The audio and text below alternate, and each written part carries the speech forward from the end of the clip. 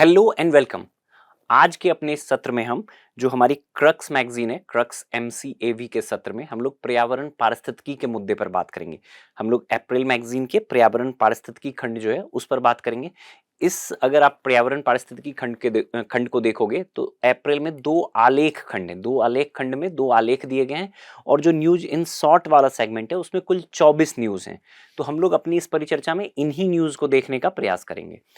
ये चूँकि number of articles इसमें ज़्यादा हैं, तो हम इसे 2 सत्र में बाँट कर देखेंगे। आज के अपने इस पहले सत्र में हम जो न्यूज़ इन शॉर्ट वाला खंड है, उसके जो कुछ अधिक महत्वपूर्ण न्यूज़ हैं, उस पर फ़ोकस करेंगे। अगले सत्र में हम जो खंड वाले आलेख हैं 2, उनको देखेंगे और जो शेष न्यूज़ इन शॉर्ट वाले न्यूज़ बच जाएँगे, उसको देखने का प्रयास करेंगे।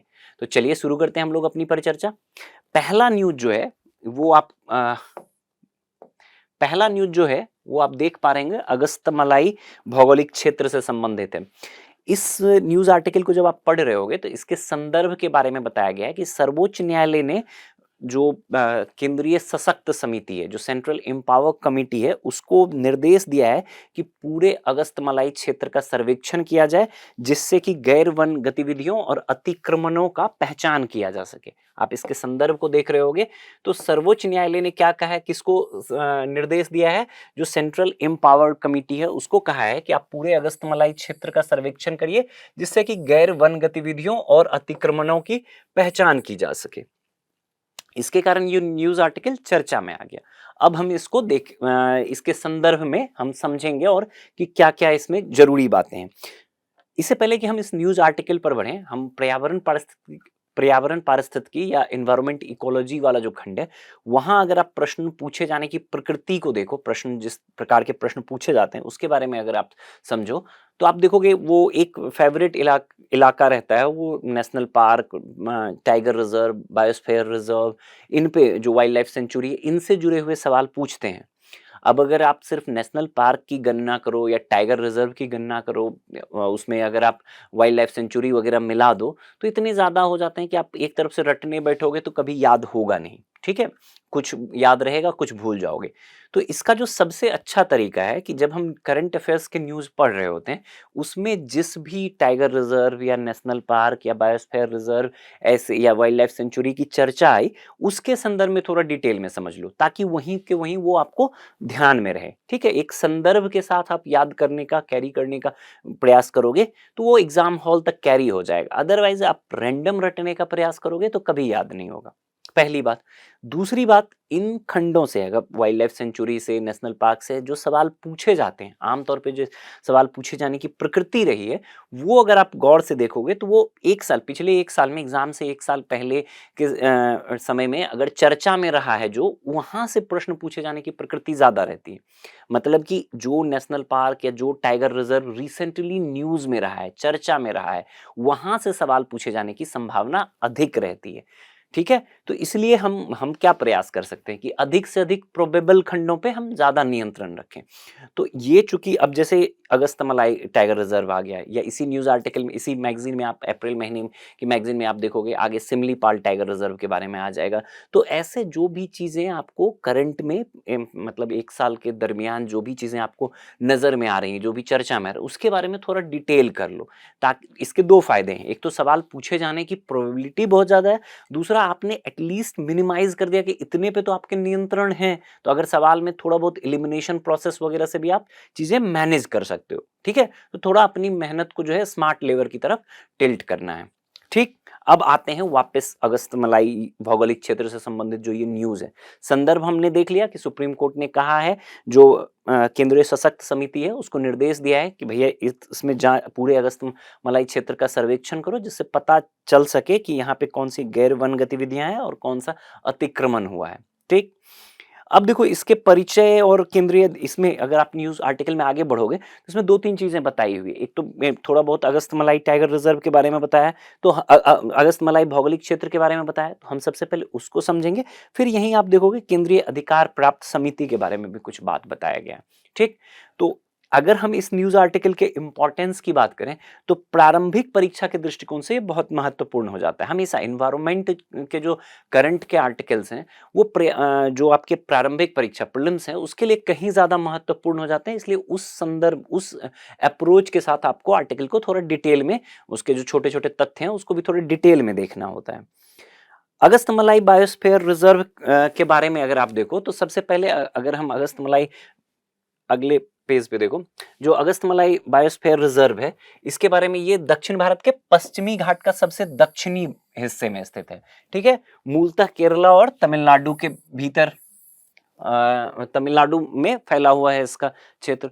दूसरा, इसमें देखोगे अगस्तमलाई रिजर्व के बारे में, तो यूनेस्को यूनेस्को जो है 2016 में इसको बायोस्फीयर रिजर्व नेटवर्क में शामिल किया गया। यूनेस्को का एक प्रोग्राम है, आपने अपनी आधारभूत कक्षाओं में पढ़ा होगा, man and biosphere MAB programme. ठीक है, तो भारत में कुल 18 बायोस्फीयर रिजर्व हैं। भारत में कुल 18 बायोस्फीयर रिजर्व हैं। इसमें से 12 जो है वो यूनेस्को के मैन एंड बायोस्फीयर रिजर्व के से संबंधित है, से जुड़ा हुआ है। उसमें से एक ये जो अगस्तमलाई बायोस्फीयर रिजर्व है, ये भी जुड़ा हुआ है। तो इस चीज को भी आपको यहाँ पे ध्यान में रखना है। वही बताया गया कि 2016 में इसके यूनेस्को के विश्व बायोस्फीयर रिजर्व नेटवर्क में शामिल किया गया। अगला देखोगे, ये रिजर्व 3 वन्य जीव अभ्यारण्य, सिंदूरन्वय, पेप्पारा एवं नैयर तथा कालाकाड मुंडनथराई टाइगर रिजर्व को शामिल करता है। अब देखो, सवाल एक अगर टफ सवाल बनेगा, तो अगस्तमलाई बायोस्फीयर रिजर्व के संदर्भ में निम्नलिखित कथनों पर विचार करिए। पहला दे देगा, यह पश्चिमी घाट के दक्षिणी सिरे पर स्थित है, सही बात। या केरल तमिलनाडु राज्य में फैला हुआ है, सही बात। और तीसरा, इसमें से किसी नाम थोड़ा कम मतलब चर्चित वाला नाम दे देगा और वहां आपको दिक्कत होगा। तो यही साथ के साथ कि कौन कौन से टाइगर रिजर्व इस बायोस्फीयर रिजर्व से संबंधित हैं, इस एरिया में आते हैं, और कौन कौन से वाइल्ड लाइफ सेंचुरी इस क्षेत्र में आते हैं, तो उसका नाम आप ध्यान में रख सकते हैं। ठीक है, ये 3 वन्य जीव अभ्यारण्यों का नाम बताया गया है, सिंदूरन्वय, पेप्पारा एवं नैयर। और साथ ही साथ एक बताया गया है जो कालाकाड मुंडनथराई टाइगर रिजर्व है, वो भी इस क्षेत्र में सम्मिलित है, शामिल है। ठीक है, एक चीज और, अगला आप देखोगे कि यह कानी ट्राइब से, ठीक है, का निवास स्थान है। तमिलनाडु और केरल दोनों में मिलता है कानी ट्राइब। ठीक है, तो इस तरह ट्राइब भी एकदम से रैंडम रटोगे तो कितना याद कर पाओगे। करंट में अगर किसी का कंटेक्स्ट मिला, किसी का चर्चा मिला, तो उसको ध्यान में रखने का प्रयास करना है। तो कानी ट्राइब का भी एक निवास स्थान है, जिनकी कुल जनसंख्या 30,000 है। अगस्तमलाई की चोटी के बारे में बताया गया कि अगस्तमलाई की चोटी नैयर वन्य जीव अभ्यारण्य के अंतर्गत है। 1868 मीटर की ऊंचाई है। ठीक, उसके बाद आगे देखोगे तो इसके सांस्कृतिक महत्व के संदर्भ में भी जो हिंदू ऋषि अगस्त से अगस्त मुनि से इसका संबंध जोड़ा जाता है, उसके संदर्भ में भी आप ये चीज एक स्टेटमेंट मान लो कि इस तरह से भी, अगर थोड़ा और डिफरेंट अप्रोच में सवाल बनाना है, तो अगस्त मलाई और अगस्त ऋषि से जोड़ करके इसकी चोटी को, या इसका नाम जो है ऋषि अगस्त से के नाम से प्रेरित व प्रभावित है या रखा गया है, और उनकी एक प्रतिमा चोटी पर स्थित है। ये भी फैक्ट है। इसको भी आप साथ के साथ ध्यान में रख सकते हैं। नीचे आप देखोगे वनस्पति और वन्य जीव, यहाँ पे बताया गया है कि डिफरेंट टाइप की वनस्पतियां मिलती हैं। ठीक, उसके बाद शुरू में, ये तो अगस्तमलाई के बारे में जो थोड़ा डिटेल बातें हो गई। यहाँ पे हम क्या ध्यान में रख सकते हैं, अगस्तमलाई बायोस्फीयर रिजर्व की बात की जाए तो ये भारत के 18 बायोस्फीयर रिजर्व में से एक है, पहली बात। दूसरा, यह जो यूनेस्को का मैब प्रोग्राम है, मैन एंड बायोस्फीयर, उससे संबंधित है। मैब प्रोग्राम के तहत भारत के 18 बायोस्फीयर रिजर्व में से 12 शामिल किए गए हैं, जिसमें अगस्तमलाई भी है, जिसे 2016 में शामिल किया गया है यूनेस्को के मैप प्रोग्राम में। ठीक, तीसरी बात हम क्या कर सकते हैं, तीसरी बात हम ये कर सकते हैं कि इसका विस्तार एक तो पश्चिमी घाट के दक्षिणी सिरे पर केरल और तमिलनाडु राज्य में फैला हुआ है। ठीक, और 3 जो आपको वन्यजीव अभ्यारण्य का नाम दिया गया है और एक जो टाइगर रिजर्व का नाम दिया गया है, उसको भी आप साथ के साथ ध्यान में रख सकते हैं। ऊपर आप आओगे, इसके लिए मतलब जो सर्वेक्षण के दायरे के संदर्भ में ऊपर परिचय के बारे में जो बताया गया है कि ये जो सर्वेक्षण करवाया जा रहा है, इसका क्या इंपॉर्टेंस है। तो सबसे अगर मान लो कि कहीं किसी वन्य क्षेत्र में अतिक्रमण हो रहा है या गैर वन गतिविधियां बढ़ रही हैं, तो जो संरक्षण की गतिविधियां हैं, जो संरक्षण का उद्देश्य है, वो नकारात्मक रूप से प्रभावित होगा।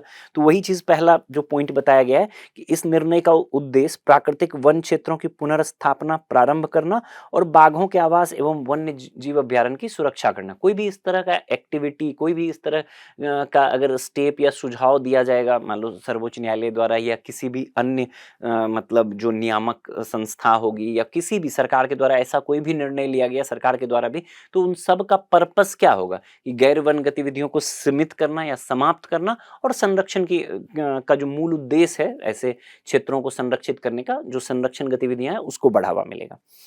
अगला देखोगे इसमें कहा गया है कि सर्वेक्षण का दायरा जो सेंट्रल एम्पावर्ड कमिटी है उसके द्वारा जो सर्वेक्षण किया जाएगा वो पेरियार टाइगर रिजर्व, श्री विल्लुथपुर अभ्यारण्य और मेघमलाई अभ्यारण्य को भी शामिल करेगा। ठीक है, तो विस्तृत क्षेत्र में फैला हुआ है। अभी मैंने आपको बताया था शुरू में कि जितने भी आप टाइगर रिजर्व के बारे में सुनो, करंट में सुनो, उसके बारे में एक लाइन गूगल करके वहीं के वहीं साथ में जो बेसिक बातें कहाँ है, क्यों फेमस है, एक आध फेमस बातें जो है उससे संबंधित साथ के साथ आप याद कर लोगे तो चीजें ज्यादा मतलब साथ के साथ देख लोगे तो लंबे समय तक आप उसको रिटेन कर सकते हो। फिर आप देखोगे यहाँ पे एक बॉक्स में आपको बताया गया है, फिर आप एक बॉक्स में आप देखोगे बताया गया है जो सेंट्रल एम्पावर्ड कमिटी है, केंद्रीय अधिकार प्राप्त समिति है, उसके बारे में बताया गया है कि सीईसी का गठन 2002 में और 2008 में पुनर्गठित हुआ और एक केस की चर्चा की गई है सर्वोच्च न्यायालय द्वारा टीएन गोदावर्मन थिरुमुलपाद बनाम भारत संघ निर्णय के बाद जो है ये के मतलब बाद यह स्थापित हुआ है। तो इस केस का भी नाम आप ध्यान में रख सकते हो कि ये वाला जो है 2002 में स्थापित 2008 में पुनर्गठित सर्वोच्च न्यायालय द्वारा टीएन गोदावर्मन थिरुमुलपाद बनाम भारत संघ के निर्णय के अंतर्गत। ठीक है, कौन से मिनिस्ट्री के अंतर्गत आता है, कभी भी मान लो जब भी इस तरह की कोई भी कमिटी वगैरह देखो मिनिस्ट्री रिलेटेड मिनिस्ट्री या नोडल मंत्रालय जो है उससे जोड़कर सवाल पूछे जाते हैं, तो आप इसको भी ध्यान में रख सकते हो कि ये पर्यावरण मंत्रालय जो है पर्यावरण वन एवं जलवायु परिवर्तन मंत्रालय MOEFCC ministry of environment forest and climate change उससे संबंधित है, तो उस चीज को भी आप साथ के साथ ध्यान में रख सकते हो। ठीक है, तो ये जो हमारा पहला न्यूज आर्टिकल था अगस्तमलाई भौगोलिक क्षेत्र से संबंधित, क्यों चर्चा में रहा था, सुप्रीम कोर्ट के एक निर्णय के कारण। अगला न्यूज आर्टिकल देखते हैं। अगला न्यूज आर्टिकल आप देखोगे तो ये है अफ्रीकी विशाल थैलीनुमा चूहा। ठीक है, अफ्रीकन जाइंट पॉच्ड रैट। अब ये क्यों चर्चा में रहा है, अब देखो ये जो चर्चा में रहा है ये कंबोडिया में 109 बारूदी सुरंगों को मतलब खोजने का पता लगाकर एक वर्ल्ड रिकॉर्ड बनाया है, इसके कारण ये चर्चा में रहा है। ठीक है, तो इसी कारण ये चर्चा में है। और अगेन देखो जैसे अभी मैंने बताया आपको कि किसी भी संरक्षित क्षेत्र जैसे कि राष्ट्रीय पार्क, राष्ट्रीय उद्यान जो नेशनल पार्क हैं, आप वन्य जीव अभ्यारण्य है, बायोस्फीयर रिजर्व हैं, इसके संदर्भ में भी सवाल जो चर्चा में रहता है उससे पूछा जाता है। सिमिलरली आप देखोगे जो जीवों पर आधारित कोई भी चर्चा में रहा, ये जीव वो जीव, इस तरह के जो सवाल प्रीलिम्स में पूछा जाता है इकोलॉजी खंड में, वो भी अब बहुत सारे हो सकते हैं, कितना याद करोगे। तो करंट में जिस भी सोर्स को आप फॉलो कर रहे हो उसमें जो भी न्यूज आर्टिकल में दिया गया है, किसी जीव के बारे में बताया गया है, उस पर थोड़ा ज्यादा फोकस करके उसको अधिक से अधिक याद करके आप मतलब फोकस रख सकते हो उस पर, ताकि एटलीस्ट उतना जो करंट के न्यूज कंटेक्स्ट में जो जिस जीव की चर्चा होगी रही है उसको तो आप याद कर सकते हो। तो यहाँ पे जो है अफ्रीकन जो जाइंट पॉच्ड रैट के बारे में है वो चर्चा में, तो इसके बारे में दो तीन बातें आपको साथ के साथ ध्यान में रख लेना चाहिए। ये न्यूज आर्टिकल इसलिए चर्चा में है क्योंकि ये कंबोडिया में क्या किया है, मतलब एक वर्ल्ड रिकॉर्ड बनाया गया है इन अफ्रीकी थैलीनुमा चूहों द्वारा। किस चीज में वर्ल्ड रिकॉर्ड बनाया गया है, तो बारूदी सुरंगों को खोजने के लिए वर्ल्ड रिकॉर्ड बनाया गया है, खोजने के संदर्भ में। ठीक, हम इससे संदर्भित इससे जो संबंधित आर्टिकल है उस जो बातें हैं उसको हम बाद में देखेंगे। पहले मैंने क्या बताया कि किसी भी जीव की चर्चा आई तो उसके बारे में थोड़ा सा जान लेते हैं हम कि ये क्या है। जैसे यहाँ पे जो अफ्रीकन जाइंट पॉच्ड रैट है तो नीचे आप देखोगे तो इसके बारे में आपको थोड़ी बातें बताई गई है कि अफ्रीकन जाइंट पॉच्ड रैट जो अफ्रीकी थैलीनुमा विशाल थैलीनुमा चूहा है, इसके बारे में कुछ बातें बताएगी। सबसे पहले तो ये बताया गया है कि इसका जो बायोलॉजिकल नेम है या साइंटिफिक नेम है वो बताया गया है क्रिसेटोमिस गैम्बियंस। मान लो याद रह जाए तो ठीक है, नहीं तो थोड़ा इन जनरल मुश्किल होता है, बायो में भी रटना मुश्किल होता है, तो यहाँ पे तो आप और भी ज़्यादा मुश्किल रहेगा, तो आप ये छोड़ दो, बट आप इसका एरिया कि कौन से एरिया में पाया जाता है, आप देखोगे उप सहारा क्षेत्र में ये मूलतः पाया जाता है। कहाँ पाया जा रहा है? उप सहारा अफ्रीका की स्थानीय वृहद कृंतक रोडेंट प्रजाति है, ठीक है। तो ये ध्यान रखिएगा कि सब सहारन एरिया में पाया जाता है अफ्रीका में, पहला बात।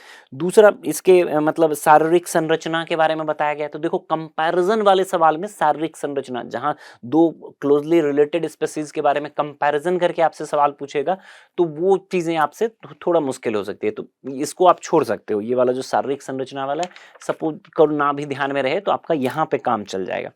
फिर इसका मतलब जो आवास, वही आवास स्थान अभी हमने बात किया कि मूलतः यह कहाँ पाया जाता है? सब सहारन अफ्रीकन रीजन में। आप देखोगे नीचे आवास के बारे में बताया गया है, यह चूहा उप सहारा अफ्रीका के सवाना वन क्षेत्रों, कृषि भूमि सहित विभिन्न प्रकार के पारिस्थितिक तंत्रों में पाया जाता है, ठीक। मूलतः सब सहारन रीजन में पाया जाता है। फिर आप देखोगे कि ये इसके आहार के बारे में बताया गया कि सर्वाहारी है। आप यहाँ पे देखो कि सर्वाहारी है, ठीक, सब सहारा एरिया में। और नीचे आप देखोगे बुद्धिमत्ता को लेकर यह अत्यंत बुद्धिमान, प्रशिक्षण योग्य होते हैं, जिसके कारण इन्हें बारूदी सुरंग पहचानने, मेडिकल सतर्कता सेवाओं जैसे कार्यों के लिए प्रशिक्षित किया जाता है। ये वाला अगेन वेरी वेरी इंपॉर्टेंट। तो पहला बात तो आप ये ध्यान में रखिएगा कि पाया कहाँ जाता है। दूसरा ये वाला चीज, ठीक है, कि बुद्धिमत्ता, ये अत्यंत बुद्धिमान, प्रशिक्षण योग्य होते हैं, जिसके कारण इन्हें बारूदी सुरंग पहचानने, मेडिकल सतर्कता सेवाओं जैसे क्षेत्रों के लिए प्रशिक्षित किया जाता है। कि देखो काफी इंटेलिजेंट होता है, इसको ट्रेंड किया जा सकता है, ट्रेंड करके इसका इस्तेमाल किया जा सकता है। मूलतः मतलब जो मेडिकल इमरजेंसी के सिचुएशन में इसका इस्तेमाल किया जा सकता है, और साथ ही साथ जो बारूदी सुरंग जैसे क्षेत्र हैं उसका पता लगाने में। और अंतिम जो संरक्षण स्थिति है, ये वाला, ये जो है IUCN का रेड लिस्ट की अगर बात की जाए, तो ये लीस्ट कंसर्न, कम संकटग्रस्त श्रेणी का जीव है। जब भी कोई जीव देखो तो उसका IUCN स्टेटस जरूर देख लेना। 3 चीज यहां मैं लिख दे रहा हूं, कोई भी जीव देखो तो यही चीज करना है। एक तो इसका किस क्षेत्र में पाया जा रहा है, कहां भी, ठीक। दूसरा, कोई अगर विशेष बात, कोई चर्चा में है तो कुछ विशेष बात होगी ना, उसी कारण, ठीक है। यहाँ पे ये चर्चा में है कि क्यों, इसका सबसे विशेषता क्या है कि अत्यधिक बुद्धिमान है, इंटेलिजेंट माना जाता है, ट्रेंड किया जा सकता है, और ट्रेंड करके इसका इस्तेमाल किया जा सकता है, जैसे यहाँ पे बताया गया है कि मेडिकल सतर्कता में और बारूदी सुरंग पहचान में, ठीक। तो पहला बात ये क्षेत्र, दूसरा विशेष, और तीसरा हमें इसके संरक्षण के स्तर पे IUCN स्टेटस देखना है। IUCN रेड लिस्ट में ये इसकी क्या स्थिति है, ठीक है। या वल्नरेबल है, इंडेंजर्ड है, क्रिटिकली इंडेंजर्ड है, एक्सटिंक्ट हो गया है, लीस्ट कंसर्न है, जैसे ये चूहा लीस्ट कंसर्न। किसी भी जीव को देखोगे तो हमें इन्हीं चीजों पे देखना है। IUCN के साथ साथ आप थोड़ा बहुत साइट्स में भी देख लेना, साइट्स के कौन से अपेंडिक्स में आता है, ठीक है, साइट्स के कौन से परिशिष्ट में आता है। और भारत के संदर्भ में आप देखोगे वाइल्ड लाइफ प्रोटेक्शन एक्ट के कौन सी अनुसूची में, WPA 1972 के तहत जीवों का एक वर्गीकरण किया गया है, तो उसके तहत कौन सी अनुसूची में आता है।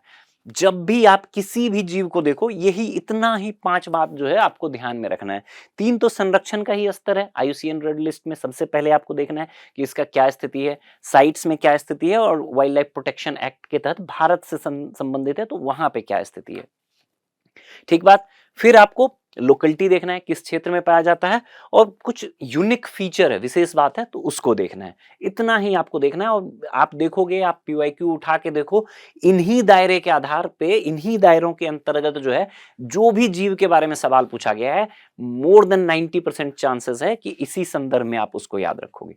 तो 3 बातें मैंने अभी क्या बताई कि जब भी किसी जीव के बारे में पढ़ो, चर्चा में बहुत सारे जीव आ सकते हैं, कितना याद करोगे, लेकिन करंट में जब भी जिस भी सोर्स को आप करंट अफेयर्स के लिए फॉलो कर रहे हो, वहां किसी जीव की चर्चा है तो उसको इन 5 चीजों में बांटकर याद करने का प्रयास करो, ठीक है। अब आते हैं हम इस न्यूज आर्टिकल का जो शेष पार्ट बचा हुआ था, ठीक है। इसमें देखो कि परिचय वाला जो संदर्भ बताया गया है कि अफ्रीकी विशाल थैलीनुमा चूहा ने सर्वाधिक बारूदी सुरंगें पहचानने का गिनीज वर्ल्ड रिकॉर्ड बनाया है। यही बात, ये इसी कारण ये चर्चा में है, तो वही बात सबसे पहले लिख दिया है कि सबसे ज्यादा बारूदी सुरंग पहचानने का Guinness book of world records में शामिल हुआ है, ठीक। चूहों को युद्ध के मैदानों में छोड़े गए बारूदी सुरंगों और अन्य हथियारों में पाए जाने वाले रसायनों की गंध पहचानने के लिए प्रशिक्षित किया जाता है। ठीक है, अब चूहों को ट्रेन किया जा सकता है कि मान लो कि स्पेसिफिक ऑर्डर होगा, स्पेसिफिक स्मेल होगा, जो भी मतलब बारूदी सुरंग रहते हैं उसका, उसके आधार पर ये पहचान कर सकते हैं उसका। यहाँ पे एक चीज और, ये चूहा इतना हल्का होता है कि सुरंगों पर चलने के बावजूद उन्हें विस्फोटित नहीं करते हैं, इसी कारण इसका इस्तेमाल किया जाता है। यहाँ नीचे आप देखोगे एक और चीजें बताई गई है कि ये चूहा जो है लगभग एक जो टेनिस कोर्ट बड़ा ग्राउंड है उसको 30 मिनट में उसका सर्वेक्षण कर सकता है, और वहीं अगर मेटल डिटेक्टर से इतने बड़े क्षेत्र का सर्वेक्षण किया जाए तो उसमें लगभग 4 दिन लग सकते हैं। तो कितना ज्यादा इफिशियंट हो जाएगा, तो इसलिए भी महत्वपूर्ण हो जाता है। ठीक है, नीचे आप फिर देखोगे कि कंबोडिया में बहुत सारा बारूदी सुरंग लंबे समय तक गृह युद्ध की स्थिति बनी रही, तो बहुत सारे बारूदी सुरंग वहां पे दिखते हैं। हमें उधर नहीं जाना है, हमारे न्यूज आर्टिकल में सिर्फ हमें फोकस कहाँ पे रखना है, अफ्रीकी विशाल थैलीनुमा चूहा। क्लियर है, अफ्रीकन जाइंट पॉच्ड रैट। क्या समझा हमने अफ्रीकन जाइंट पॉच्ड रैट के बारे में, समअप करते हैं। अफ्रीकन जाइंट पॉच्ड रैट या अफ्रीकी विशाल थैलीनुमा चूहा चर्चा में इसलिए रहा है कि इसने एक वर्ल्ड रिकॉर्ड बनाया है जो बारूदी सुरंगें हैं उसकी जांच करने में कंबोडिया में। ठीक, दूसरा मैंने बताया कि जब भी हम किसी जीव को देखेंगे तो उसके बारे में जो 5 बातें देखेंगे, किस क्षेत्र में, मूलतः किस क्षेत्र का है, तो उप सहारा क्षेत्र, अफ्रीका के उप सहारा क्षेत्र से संबंधित है। फिर हमने आईयूसीएन स्टेटस देखा, इसका लीस्ट कंसर्न है ये। ठीक है, इतनी ही बातें हमको इसके बारे में ध्यान में रखना है। क्लियर है, अगला देखो। अगला न्यूज आर्टिकल जो है ये है आपको भारत की वायु प्रदूषण से संबंधित चिंताएं। अब ये चर्चा में इसलिए रहा है कि यहाँ पे बताया गया है कि भारत में वायु प्रदूषण की स्थिति जो है काफी भयावह है।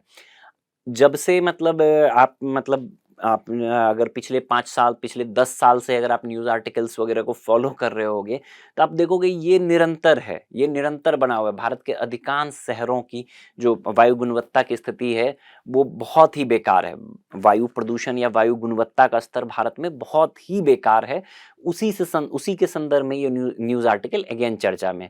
तो ये इतनी बार चर्चित रहेगा, आप डिटेल देखोगे, आप इसी न्यूज़ आर्टिकल के नीचे देखोगे तो आपको बताया है कि मार्च 2025 के न्यूज़ आर्टिकल में भी वायु प्रदूषण के संदर्भ में और विस्तार से बताया गया है। एवरग्रीन टॉपिक है, मतलब आप देखो करंट अफेयर्स में हमेशा चर्चा में रहता है।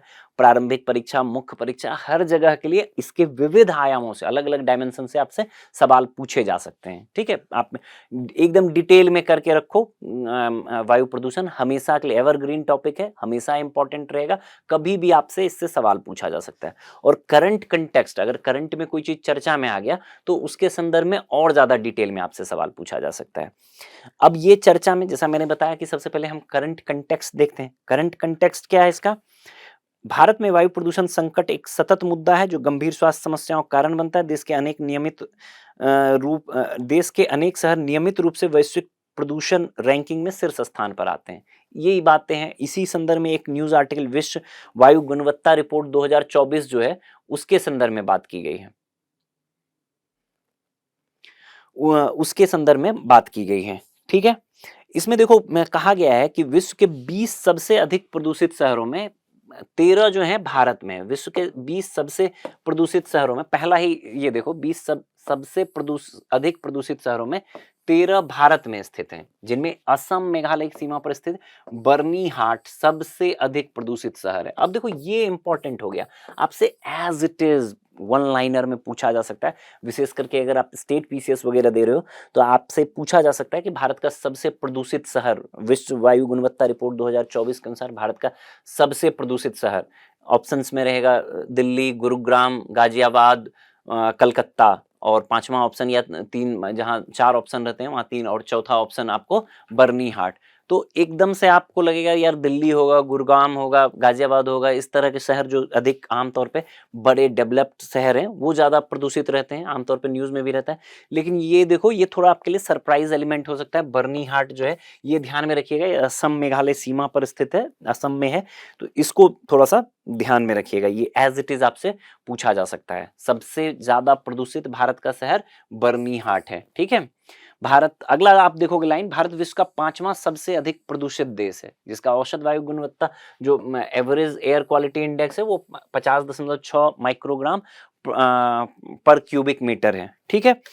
आगे आप देखोगे दिल्ली के संदर्भ में बताया हुआ है एक स्टेटमेंट कि दिल्ली लगातार विश्व की सबसे प्रदूषित राजधानी बनी हुई है, जहां औसत पीएम जो है 2.5 जो पीएम 2.5 की सांद्रता है वो 91.8 माइक्रोग्राम पर क्यूबिक मीटर से अधिक ही बना रहता है हमेशा, ठीक।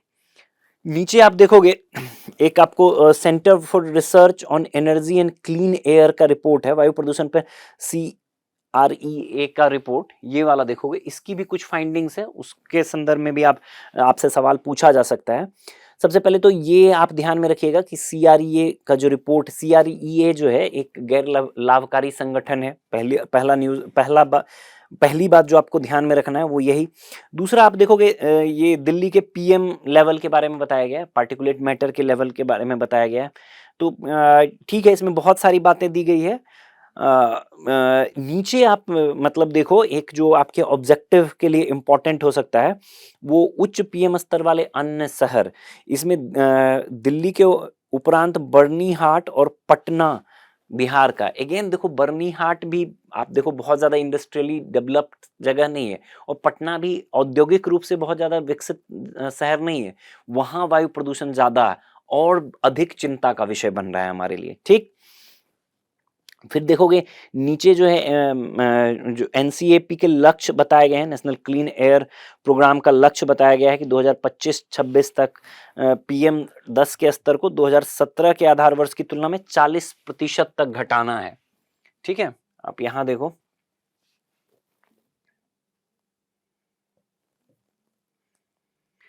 यहां पे देखो, ये कह रहा है कि 25-26 तक PM 10 के स्तर को 2017 के आधार वर्ष की तुलना में 40% तक घटाना है, एक लक्ष्य रखा गया। अगला देखो, PM 10 में कमी का आकलन वित्तीय वर्ष के आधार पर किया जाता है, ये इंपॉर्टेंट हो जाता है। PM 10 में कमी का आकलन एक स्टेटमेंट दे देगा और आप वहां फंस सकते हो। PM 10 में कमी का आकलन वित्तीय फाइनेंशियल ईयर के आधार पर किया जाता है, ये इंपॉर्टेंट है। इसलिए आप देखोगे कि यहाँ पे अगला मतलब इन जनरल आप न्यूज आर्टिकल पढ़ोगे तो फाइनेंशियल ईयर के रेफरेंस में ये दिया जाता है। आगे आप देखोगे कुछ डाटा दिया गया है कि जो बरेली में है सबसे ज्यादा PM 10 में कमी आई है। नीचे और आप जलगांव के बारे में भी ऐसी चीजें दी गई है। तो ये जो करंट में आपको कोई रिपोर्ट आया वायु प्रदूषण से, उससे संबंधित कुछ बातें हैं, तो उसको तो आपको एज इट इज ध्यान में रखना है, ठीक। और जो स्टैटिक पार्ट है कि वायु प्रदूषण होता क्या है, वायु प्रदूषण के कारण क्या है, इन सब चीजों के बारे में भी एवरग्रीन टॉपिक है, कभी भी मुख्य परीक्षा में भी पूछा जा सकता है, प्रारंभिक परीक्षा में भी पूछा जा सकता है। मतलब हमेशा शहरी वायु प्रदूषण अलग से एक हेडिंग आप देखोगे तो उससे संबंधित पूछा जा सकता है। क्या कारण है कि भारत में इतने प्रयासों या इतने मतलब प्रोग्राम्स और प्रयासों के बावजूद भी भारतीय शहरों में वायु प्रदूषण पर नियंत्रण नहीं लाया जा सका है, और उससे जोड़कर कैसे अभी सवाल आपसे पूछा जा सकता है। तो शुरू में ही मैंने कहा एवरग्रीन टॉपिक है, देखिएगा। नीचे आपको देखोगे वायु प्रदूषण का कारण वगैरह बताया हुआ है कि वायु प्रदूषण होता क्या है, इसके कारण क्या हैं। तो वायु प्रदूषण इन जनरल आप समझो कि कोई भी वायु में जो अवांछनीय चीजों का मिश्रण हुआ, वायु की गुणवत्ता में अवांछनीय परिवर्तन जो है वो वायु प्रदूषण है। अब वो किसी भी तरह से हो सकता है, चाहे जो मूल वायु का कंपोजिशन है उसमें कुछ बदलाव हो रहा है और कुछ चीज ऐड हो रहा है, कुछ चीज बाहर निकल रहा है, उस सब से जो है स्थिति उत्पन्न होती है, उसको वायु प्रदूषण कहा जाता है। Simple short and sweet definition है। फिर वायु प्रदूषण का कारण क्या हो सकता है? नाइट्रोजन के ऑक्साइड हो सकते हैं, सल्फर के ऑक्साइड हो सकते हैं, particulate matter PM 2.5, PM 10, multiple चीजें, ओजोन हो सकता है, वोलेटाइल ऑर्गेनिक कंपाउंड्स हो सकता है, मल्टीपल मतलब रीजंस हैं जो हो सकता है।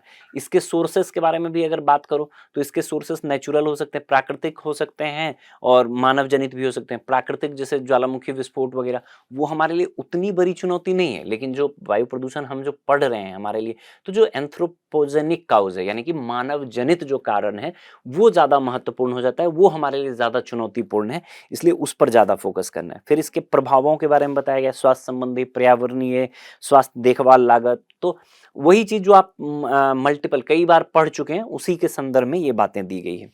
तो जो आपको ध्यान रखना है इस पूरे न्यूज़ आर्टिकल में, बाकी चीज़ें स्टैटिक पार्ट से आप कनेक्ट कर सकते हो।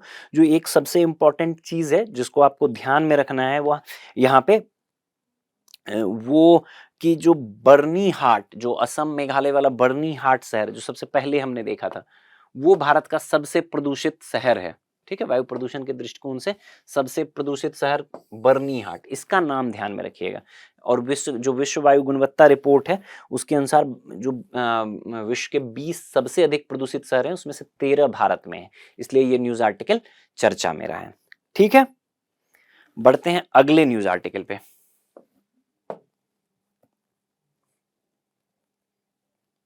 अगला देखो, ये है डायर वुल्फ का पुनरुत्थान या डी एक्सटेंशन। ठीक है, ये न्यूज़ क्या है, डायर वुल्फ का पुनरुत्थान, डी एक्सटेंशन किया गया। एक्सटेंशन का उल्टा डी एक्सटेंशन, जो एक्सटिंक्ट हो गए यानी कि जो विलुप्त हो चुकी है प्रजाति, उसको फिर से जीवित करने का प्रयास या इससे संबंधित जो चीजें हैं उसके संदर्भ में उस चीज को क्या कहा जाता है, पुनरुत्थान या डी एक्सटेंशन। ठीक है, अब ये न्यूज़ आर्टिकल चर्चा में इसलिए है कि संयुक्त राज्य स्थित बायोसाइंस कंपनी ने दावा किया है कि उसने विलुप्त हो चुके जीव डायर वुल्फ को पुनर्जीवित कर दिया है। मतलब एक बायोसाइंस कंपनी है यूएसए की, उसने कहा है कि जो डायर वुल्फ है, जो लंबे समय पहले ही एक्सटिंक्ट हो गई थी, उसको उसने फिर से पुनर्जीवित किया है। ठीक है, इसीलिए ये न्यूज़ आर्टिकल चर्चा में हो गया। अब देखो, इस न्यूज़ आर्टिकल को जब आप पढ़ोगे तो इसमें जो बातें दी गई है वो एनवायरनमेंट की तुलना में साइंस टेक्नोलॉजी, खास करके जो बायोटेक्नोलॉजी है उसके तरफ, उसके एप्लीकेशन की तरफ ज़्यादा झुका हुआ है। तो मिश्रित सवाल है, ऐसे सवाल जब आपको एग्जाम में दिखेंगे तो वो आप देखोगे वो प्योर एनवायरनमेंट का नहीं होगा, वो आप समझ लो बायोटेक्नोलॉजी या साइंस टेक की तरफ ज़्यादा झुका हुआ सवाल दिखेगा। ठीक है, और ऐसे सवाल पूछे जाते हैं, अगर न्यूज़ आर्टिकल कुछ भी ऐसा चर्चा में आया तो इस तरह इससे जोड़कर सवाल पूछा जा सकता है। इसके बेसिक जो प्रिंसिपल है, जो डी एक्सटेंशन का बेसिक प्रिंसिपल है, उसके बारे में आपसे सवाल, उसके डिटेल आपसे उसके कॉन्सेप्ट्स पर आधारित पूछा जा सकता है। यहाँ पे अगर आप इस न्यूज़ आर्टिकल को देखोगे तो सबसे पहले इसमें बताया गया है कि थोड़ा डायर वुल्फ के बारे में बताया गया है कि डायर वुल्फ जो प्राग ऐतिहासिक प्लिस्टोसीन युग के सबसे भयानक शिकारियों में से एक था। थोड़ा इसका भौगोलिक विस्तार के बारे में बताया गया। लगभग 13,000 वर्ष पूर्व विलुप्त होने से पहले यह उत्तरी अमेरिका के दक्षिणी कनाडा से लेकर संयुक्त राज्य अमेरिका तक पाया जाता था। मतलब नॉर्थ अमेरिका में बेसिकली इसका मतलब पाया जाता था, आज से 13,000 साल पहले जब ये एक्सटिंक्ट हो गए थे।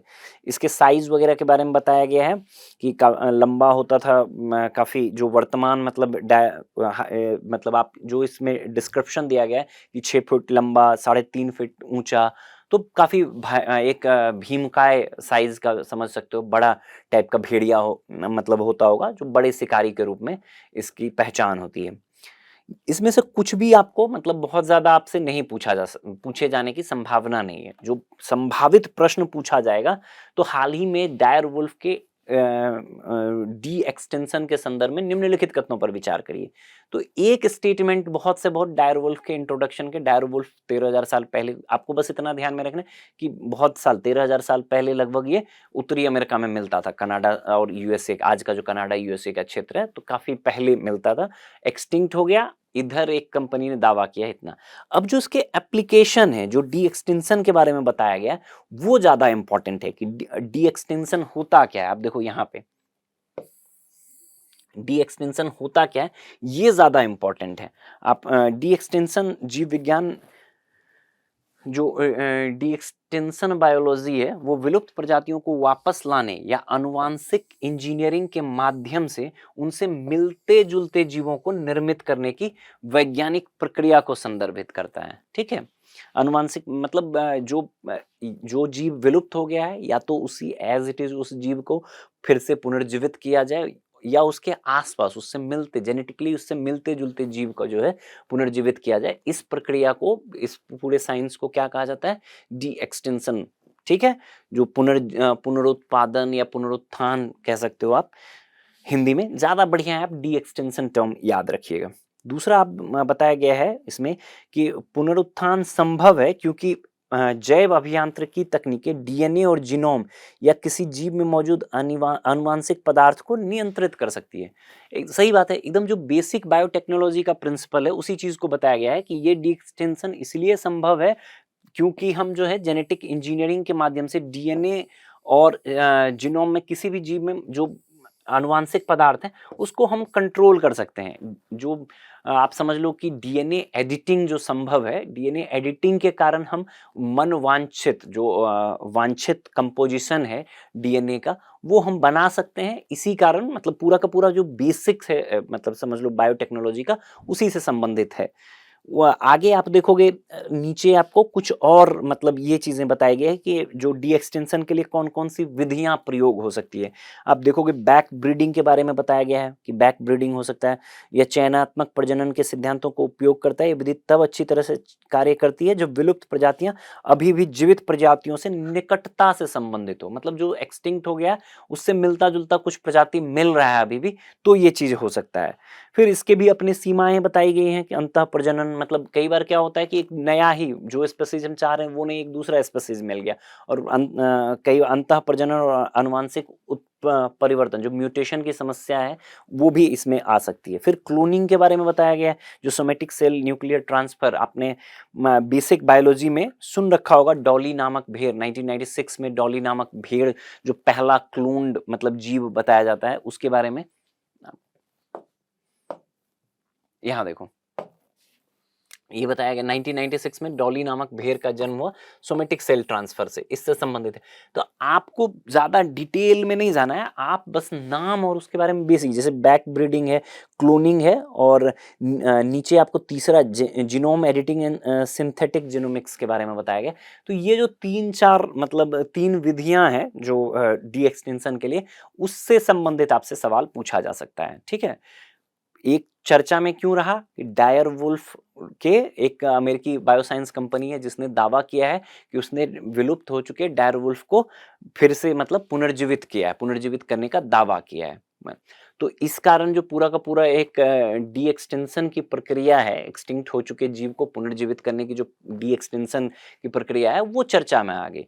तो सबसे पहले तो डी एक्सटेंशन समझ लेना है, फिर उसके लिए जो प्रचलित विधियां हैं वो समझ लेना है। यही चीज हमें ध्यान में रखना है। तो 3 डी एक्सटेंशन क्या होता है कि जो गायब हो चुका उसको जेनेटिक इंजीनियरिंग के माध्यम से फिर से मतलब मल्टीपल प्रक्रियाएं हैं उसके माध्यम से फिर से पुनर्जीवित करने की प्रक्रिया है।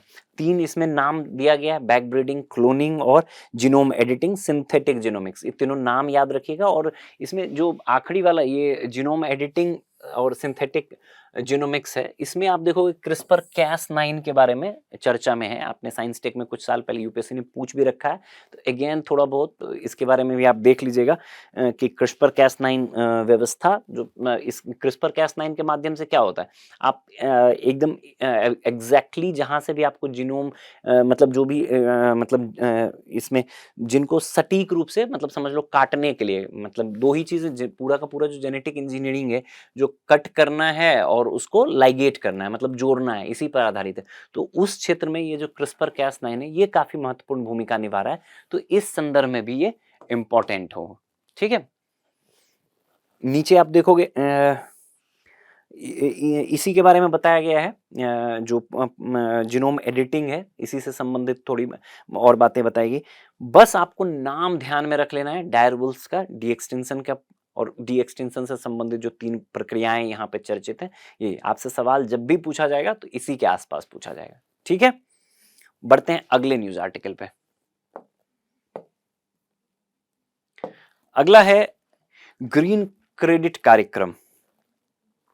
सरकार ग्रीन क्रेडिट कार्यक्रम के अंतर्गत व्यापार योग्य ऋणों के बदले में वृक्षारोपण से लेकर जल संरक्षण तक के क्षेत्रों में स्वैच्छिक भागीदारी को आमंत्रित कर रही है। आपने कार्बन क्रेडिट के बारे में सुना होगा, आपने जो आपकी आधारभूत पर्यावरण पारिस्थितिकी की कक्षा हुई होगी वहां पे आप निश्चित तौर पे आपने कार्बन क्रेडिट के बारे में पढ़ा होगा। यहाँ पे हम ग्रीन क्रेडिट के बारे में उसी से मिलता जुलता टर्म है। ठीक है, तो आपका अगर कार्बन क्रेडिट का कॉन्सेप्ट आपका क्लियर है तो आप लगभग लगभग ग्रीन क्रेडिट समझ जाओगे, कुछ और नहीं है, मतलब उससे मिलता जुलता ही संकल्पना। चर्चा क्या रहा है, जो न्यूज आर्टिकल का संदर्भ है, क्यों चर्चा में है, तो सरकार ग्रीन क्रेडिट कार्यक्रम के अंतर्गत व्यापार योग्य ऋणों के बदले वृक्षारोपण से लेकर जल संरक्षण तक के क्षेत्रों में स्वैच्छिक भागीदारी को आमंत्रित कर रही है। अलग-अलग प्रकार का जो मतलब समझ लो कि जो वृक्षारोपण कार्यक्रम है, उससे संबंधित, साथ ही साथ जो जल संरक्षण है, जो भी पर्यावरण संरक्षण, जो भी संरक्षण की गतिविधियाँ हैं एनवायरनमेंट से संबंधित, उन सब में ये ग्रीन क्रेडिट का कॉन्सेप्ट को अप्लाई किया गया है, ठीक है? और ट्रेड इसका हो सकता है ग्रीन क्रेडिट मतलब जो क्रेडिट मिला आपको, ग्रीन क्रेडिट मिला, ये ट्रेडेबल है, ट्रेड किया जा सकता है, इसीलिए चर्चा में। नीचे आप देखोगे इसके बारे में थोड़ा इंट्रोडक्शन जो है कि इसका अधिकार, सबसे पहले तो आप शुरुआत अगर इसकी बात की जाए ग्रीन क्रेडिट की, तो कॉप 28 में दुबई में जो भारतीय प्रधानमंत्री नरेंद्र मोदी हैं और यूए के जो राष्ट्रपति रहे, उनके द्वारा संयुक्त रूप से ये काम किया गया, ठीक? इसकी शुरुआत की गई। दूसरा आप देखोगे एक इसके इंट्रोडक्शन में यह बाजार आधारित तंत्र, मार्केट बेस्ड मैकेनिज्म है, जिसे स्वैच्छिक पर्यावरणीय कार्यों को प्रोत्साहित करने के लिए डिजाइन किया गया है। तो एक चीज जो आपको सबसे पहले ध्यान रखना है कि देखो, ट्रेडेबल है तो बाजार मार्केट बेस्ड मैकेनिज्म है, स्वैच्छिक पर्यावरणीय कार्यों को प्रोत्साहित करने के लिए डिजाइन किया गया है। मान लो कि कोई मतलब अपनी इच्छा से जो पर्यावरण संरक्षण के लिए कोई स्टेप उठा रहा है, तो उससे संबंधित है।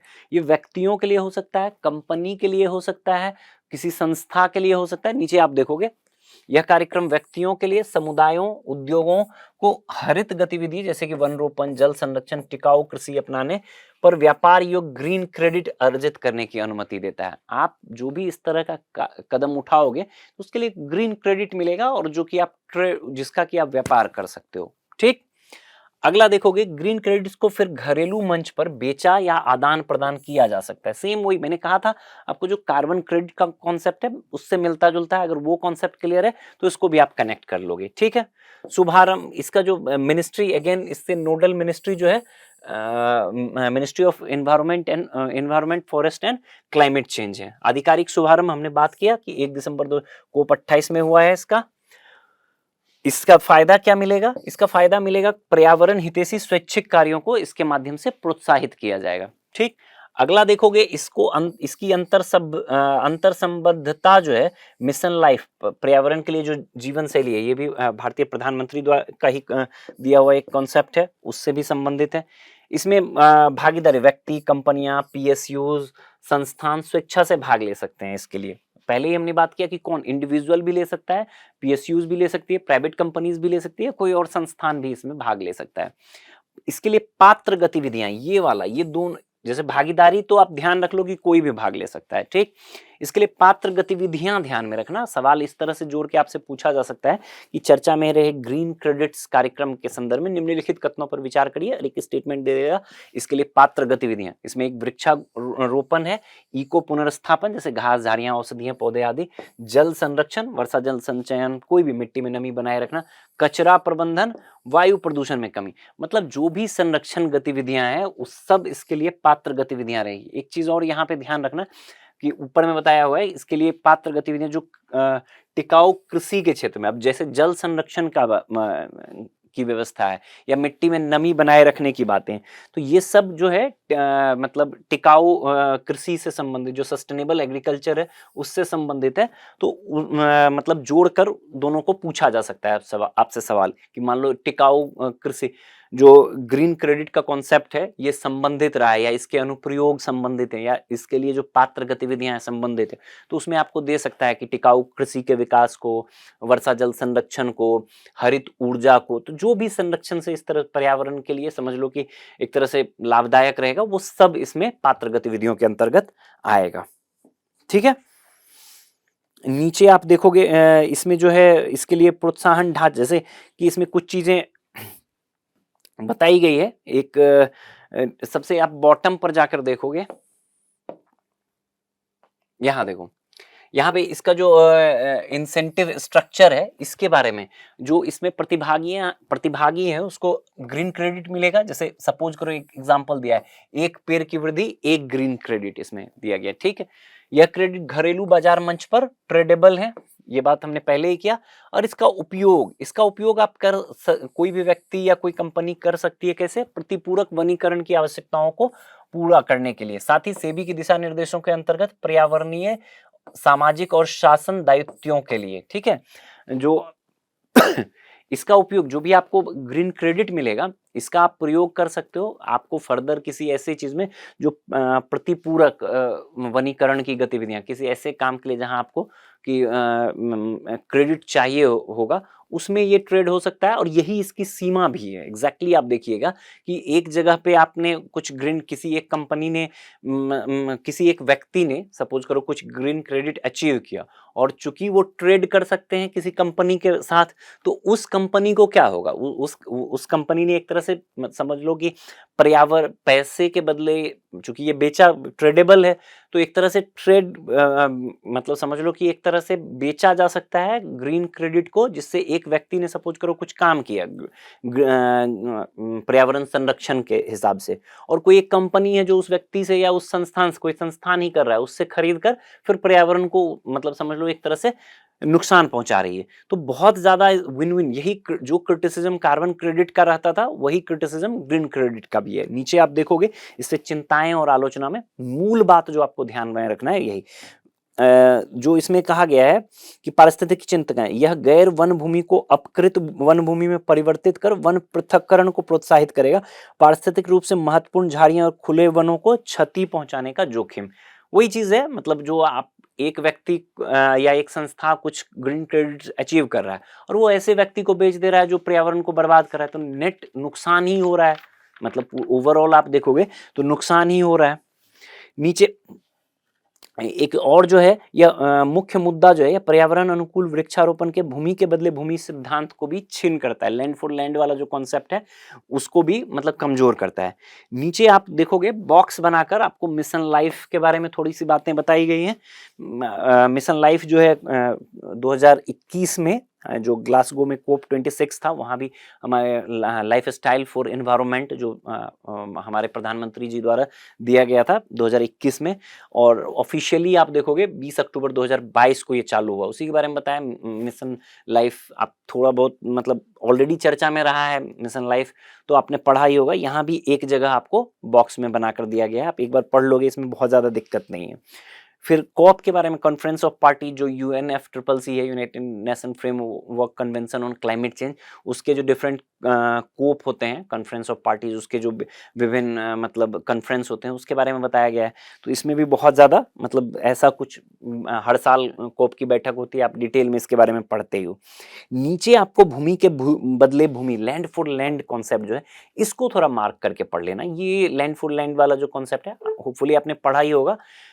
इसमें क्या है कि अगर कोई संरक्षित मतलब जो लैंड फॉर लैंड का कॉन्सेप्ट है, ये जो वन संरक्षण अधिनियम फॉरेस्ट कंजर्वेशन एक्ट 1980 है, संशोधित अधिनियम संरक्षण अधिनियम है, उसके तहत कहा गया है कि अगर कोई वन भूमि को गैर वन गतिविधियों के लिए प्रयोग किया जाता है, तो उसी मात्रा में, मान लो कुछ भी इंफ्रास्ट्रक्चर डेवलपमेंट या किसी भी चीज के लिए वन भूमि का प्रयोग किया गया, तो उतनी ही मात्रा में गैर वन भूमि मतलब गैर वन भूमि को वन में कन्वर्ट किया जाएगा, मतलब लैंड फॉर लैंड। अगर आपने वन भूमि को गैर वन भूमि उपयोग के लिए प्रयोग किया, तो आप उतना ही मतलब जो है वन भूमि के रूप में लैंड डेवलप करके दोगे, मतलब वृक्षारोपण वगैरह करके दोगे। ठीक है, यही लैंड फॉर लैंड का कॉन्सेप्ट है।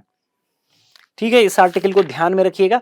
अगेन ये मतलब आपके प्रारंभिक परीक्षा के लिए ज्यादा इंपॉर्टेंट है, बट पोटेंशियल है इसमें मुख्य परीक्षा की भी का भी सवाल बनने का। ठीक है, ओवरऑल आपसे इस तरह से सवाल पूछा जा सकता है कि चर्चा में रहे ग्रीन क्रेडिट की संकल्पना को समझाते हुए इससे जुड़ी चिंताओं को बताएं। ठीक है, तो आप जो हमने अभी चैलेंजेस की बात की उसको आप मेंशन कर सकते हो। अगला न्यूज आर्टिकल देखो,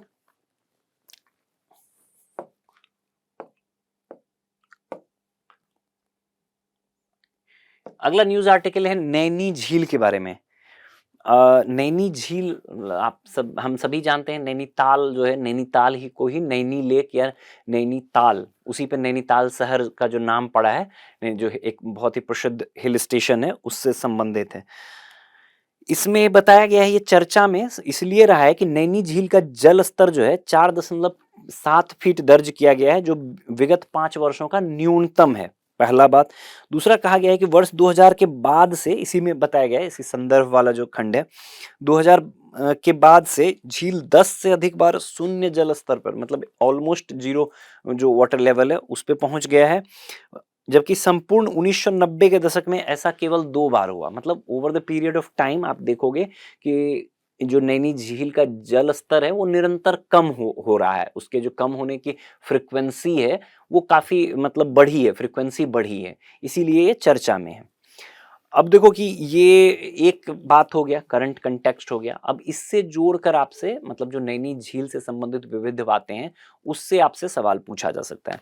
तो सबसे पहला आप देखोगे, इसके इंट्रोडक्शन में ही बताया गया है कि नैनीताल, जो नैनी झील भी कहा जाता है, नैनीताल नगर के मध्य स्थित प्राकृतिक स्वच्छ मतलब अलवणीय झील है। पहला तो यही ध्यान में रखिएगा कि ये जो है नैनी झील जो है नैनीताल शहर के एक नेचुरल है, ठीक है, नेचुरल और मीठे पानी की झील है। ये दोनों चीज ध्यान में रखिएगा, नेचुरल है, मैन मेड नहीं है।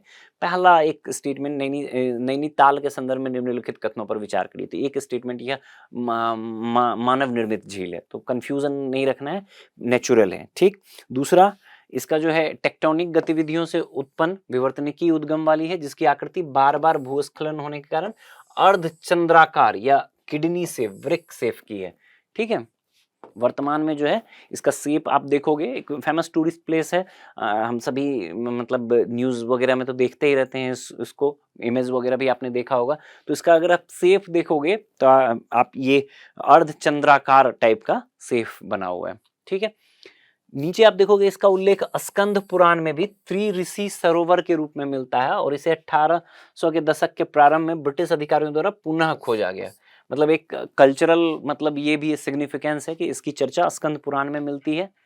यह झील उत्तराखंड के कुमायूं क्षेत्र में स्थित तथा कुमायूं की 4 प्रमुख झीलों में से एक है।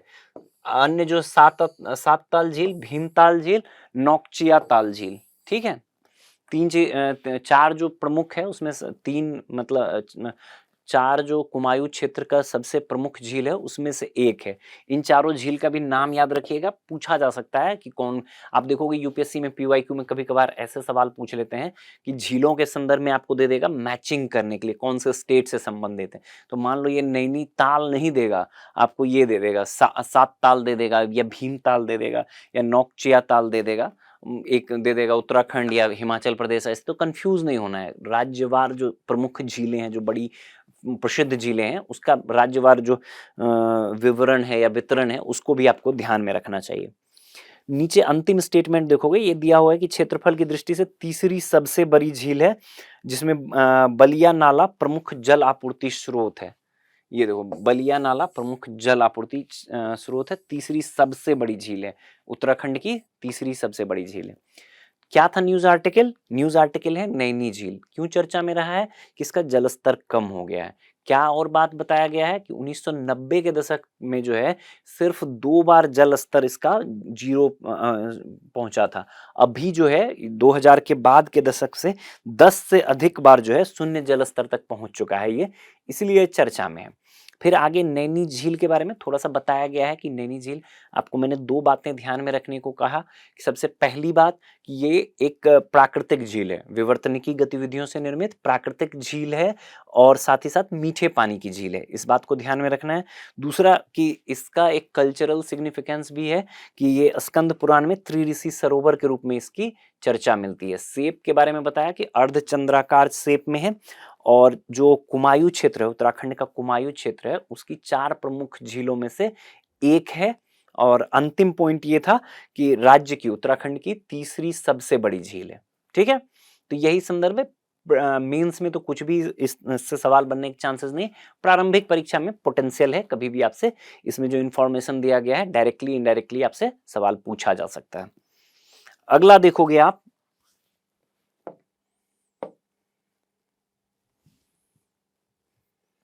अगला न्यूज आर्टिकल जो है सिमलीपाल बायोस्फीयर रिजर्व से संबंधित है। ये अगेन मैंने शुरू में जैसा आपको बताया था कि कोई भी biosphere reserve, tiger reserve, national park आए, तुरंत जैसे भी आए उसको वहीं पे उससे डिटेल उसके बारे में जो बेसिक बातें हैं, 2-3 बेसिक, लोकेशन क्या है, क्यों प्रसिद्ध है, क्या कोई नदी जाती है, क्या स्पेसिफिक और विशेषता है, उसको वहीं के वहीं ध्यान में रखना। जैसे ही सिमलीपाल का नाम आया, आपको हमेशा ध्यान में रहना चाहिए, सिमलीपाल टाइगर रिजर्व इसलिए फेमस है कि जो भारत में मेलेनिस्टिक टाइगर पाया जाता है, वो इसी एकमात्र टाइगर रिजर्व है जो उड़ीसा का सिमलीपाल टाइगर रिजर्व है, जहां मेलेनिस्टिक टाइगर पाया जाता है। मेलेनिस्टिक टाइगर मतलब आपने देखा होगा एकदम ब्लैक या दो तरह का मेलेनिस्टिक टाइगर के स्यूडो मेलेनिस्टिक का टाइगर का जो कॉन्सेप्ट दिया जाता है, उसमें दो तरह का, एक तो मेलेनिज्म जिसमें कि अत्यधिक मेलेनिन होती है जिससे टाइगर ब्लैक दिखने लगता है, और एक होता है एल्बिनिज्म, मतलब कि जिसमें मेलेनिन की मात्रा बहुत कम हो जाती है, तो उससे सफेद, या आप समझ लो कि एक आपको सामान्य तरीके से कहें, आपको उसकी जो धारियां होती है वो काफी हल्की धारियां पड़ती है। गोल्डन टाइगर के रूप में भी आपने सूडो मेलेनिज्म के कॉन्सेप्ट के में आपने ये नाम देखा होगा। तो पहला चीज, जैसे ही सिमलीपाल टाइगर रिजर्व आया, आपके दिमाग में ये स्ट्राइक करना चाहिए कि भारत में जहां भी मेलेनिस्टिक टाइगर मिलने का एकमात्र स्थल यही है, सिमलीपाल टाइगर रिजर्व। अब आते हैं डिटेल इस न्यूज आर्टिकल में। ये कहा गया है कि ओडिशा के मयूरभंज जिले में स्थित सिमलीपाल बायोस्फीयर रिजर्व के भीतर प्रस्तावित होटल परियोजना के विरुद्ध कड़ी आपत्ति दर्ज की गई। अगेन वही कंजर्वेशन वाला। अब ये करंट का जो कंटेक्स्ट है, ये हमारे लिए इतना कोई इंपॉर्टेंट नहीं, इससे सवाल नहीं बनना है। करंट के कंटेक्स्ट के संदर्भ में ये न्यूज आर्टिकल चर्चा में आ गया, वो हमारे लिए इंपॉर्टेंट हो जा रहा है। ठीक, अब देखो यहाँ पे इसके बारे में डिटेल बताया गया है कि सिमलीपाल, ये जो सिमलीपाल नाम है, इसकी उत्पत्ति कैसे हुई, ये आपसे कहीं नहीं पूछा जाएगा कि इसका सिमूल रेशमी कपास वृक्ष से हुई है। इसके लोकेशन के बारे में आप ध्यान में रखिएगा कि उड़ीसा का मयूरभंज जिला जो है में स्थित है सिमलीपाल टाइगर रिजर्व, और ऑलमोस्ट ये बॉर्डर शेयर करता है झारखंड और वेस्ट बंगाल के साथ। यहाँ देखो, उड़ीसा का मयूरभंज जिला और यह झारखंड और वेस्ट बंगाल के साथ बॉर्डर शेयर करता है, इसको ध्यान में रखिएगा।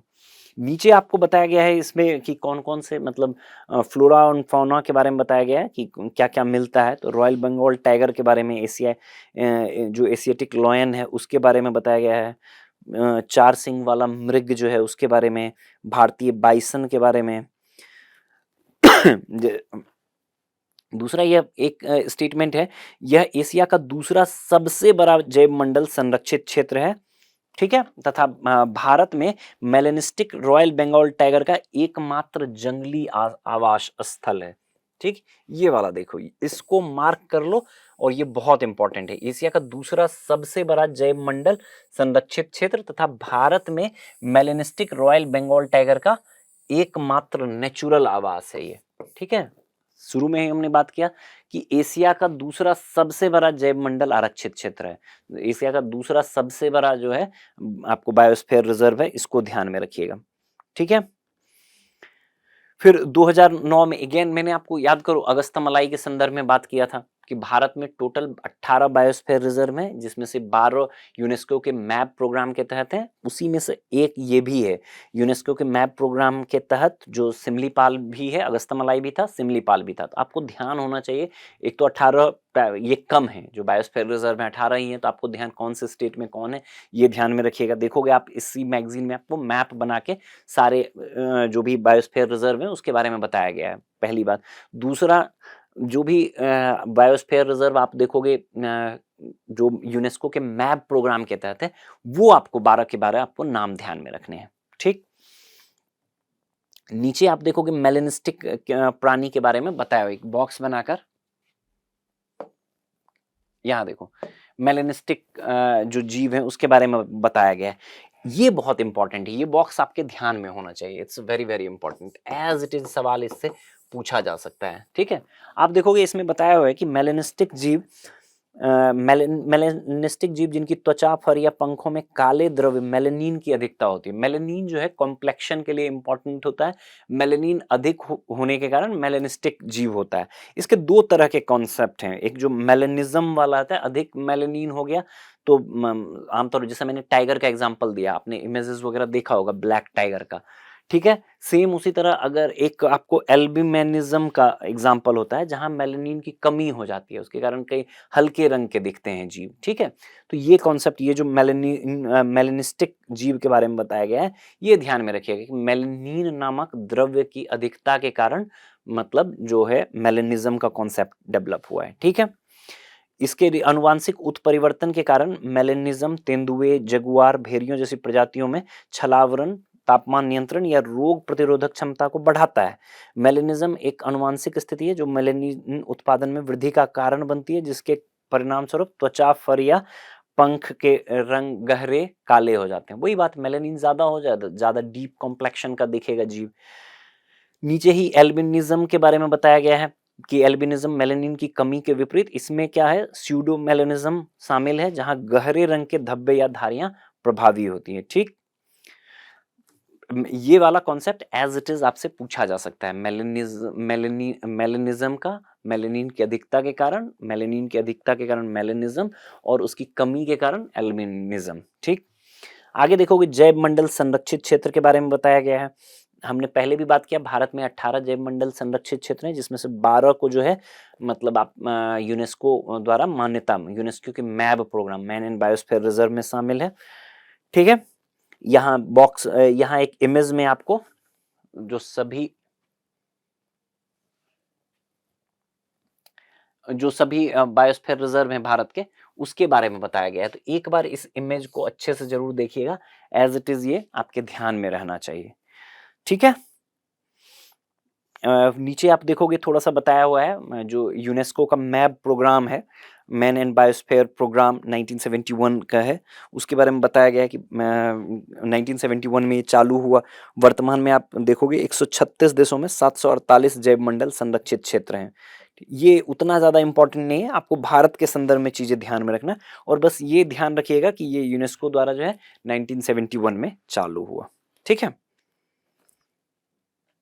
क्लियर। बढ़ते हैं अगले न्यूज आर्टिकल पे।